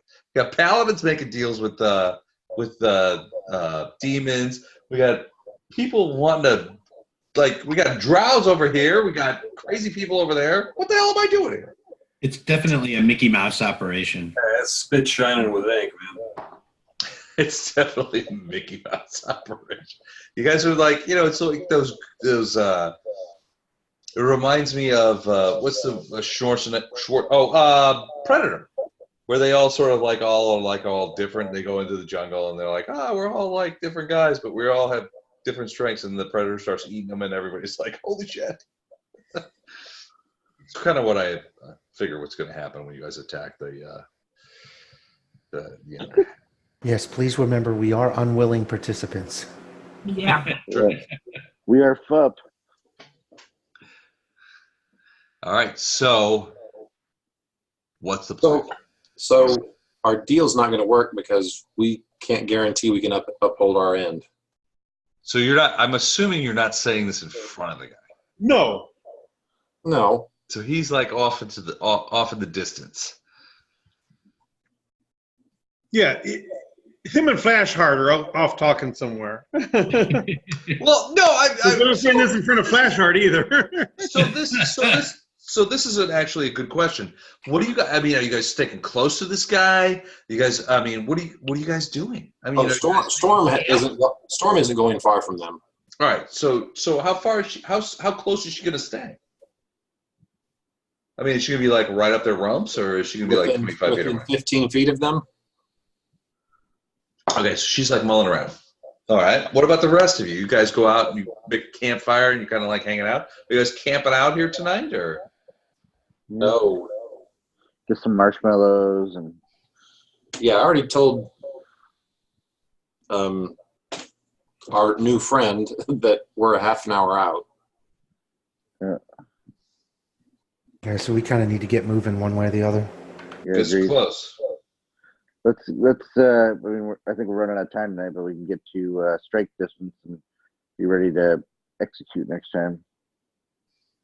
Even with our bonus time, we ran out. There's all that chit chat with the demon. I don't know who thought of that, but maybe that wasn't a good idea. But hey, we're here now, so let's go kick some hag butt. Are we ready? What are we gonna do? What are we gonna do about not being able to undo this? Well, it's not that we can't. It's not guaranteed. I have two Right. shots at it. Wait, what? I have two dispel magics. Oh, it's a dispel magics. Okay. I have two shots at it, and basically it would be a D20 plus 7. And if we use that second variant, it would be against the DC of the original spell that summoned the demon. And I'm guessing if he failed that DC, it's probably pretty good.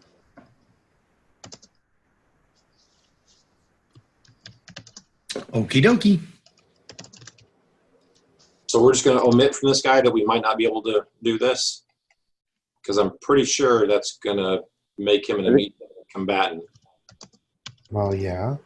No. No, We've got no, it. We're no. going to save him. It's not that we can't do it. It just might not be happen right away. Well, he's going to get severed from her at some point. Yeah. Either Promise because we to fill, hit yeah. or because No, he's or fine. because spell magic works. Yeah. We're Hey, going to keep our word. you have any contact with your succubus girlfriend there that maybe she can provide additional distractions when we get here? Everyone, give me a perception check real quick. Ugh.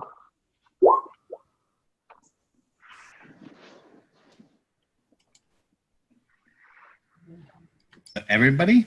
Everybody. Ready. Hold on. Hang on. My computer went to sleep. 1 second. Les needs something good to write about. Over the All right, hold on. Mike, Yep. see my message? Yep.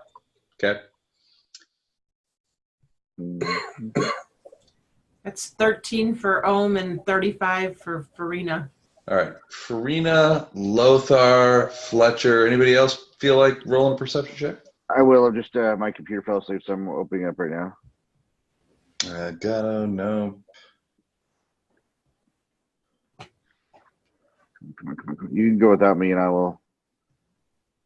Okay. Basically, you guys look over, and Storm's kind of looking like weird, and then you see Storm sort of perk up, and at this point, you see the guy. He kind of looks over, Point you. and he to Flashheart, and he says, and he reaches out, touches his Drake, and gone. He disappears. Yeah, should have killed him. Fair enough. He disappears.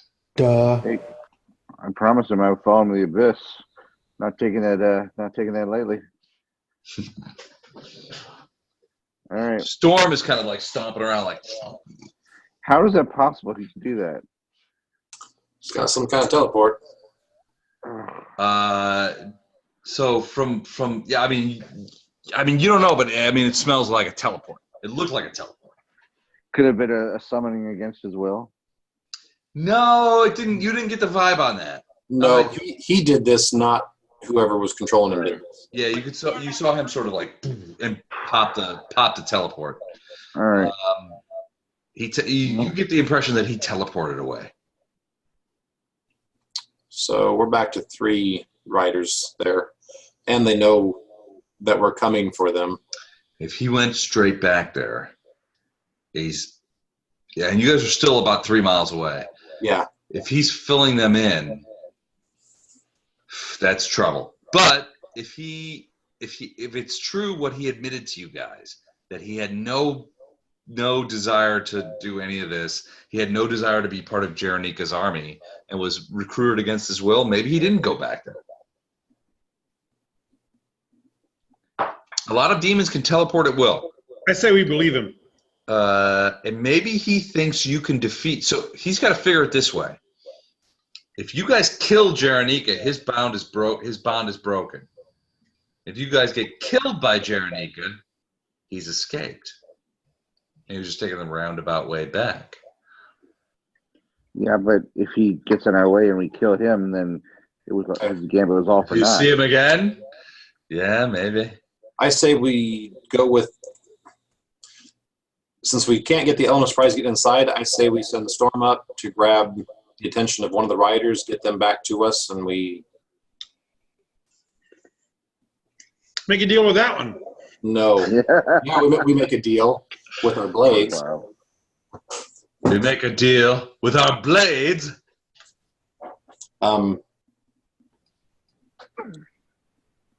So yeah, that's my thoughts.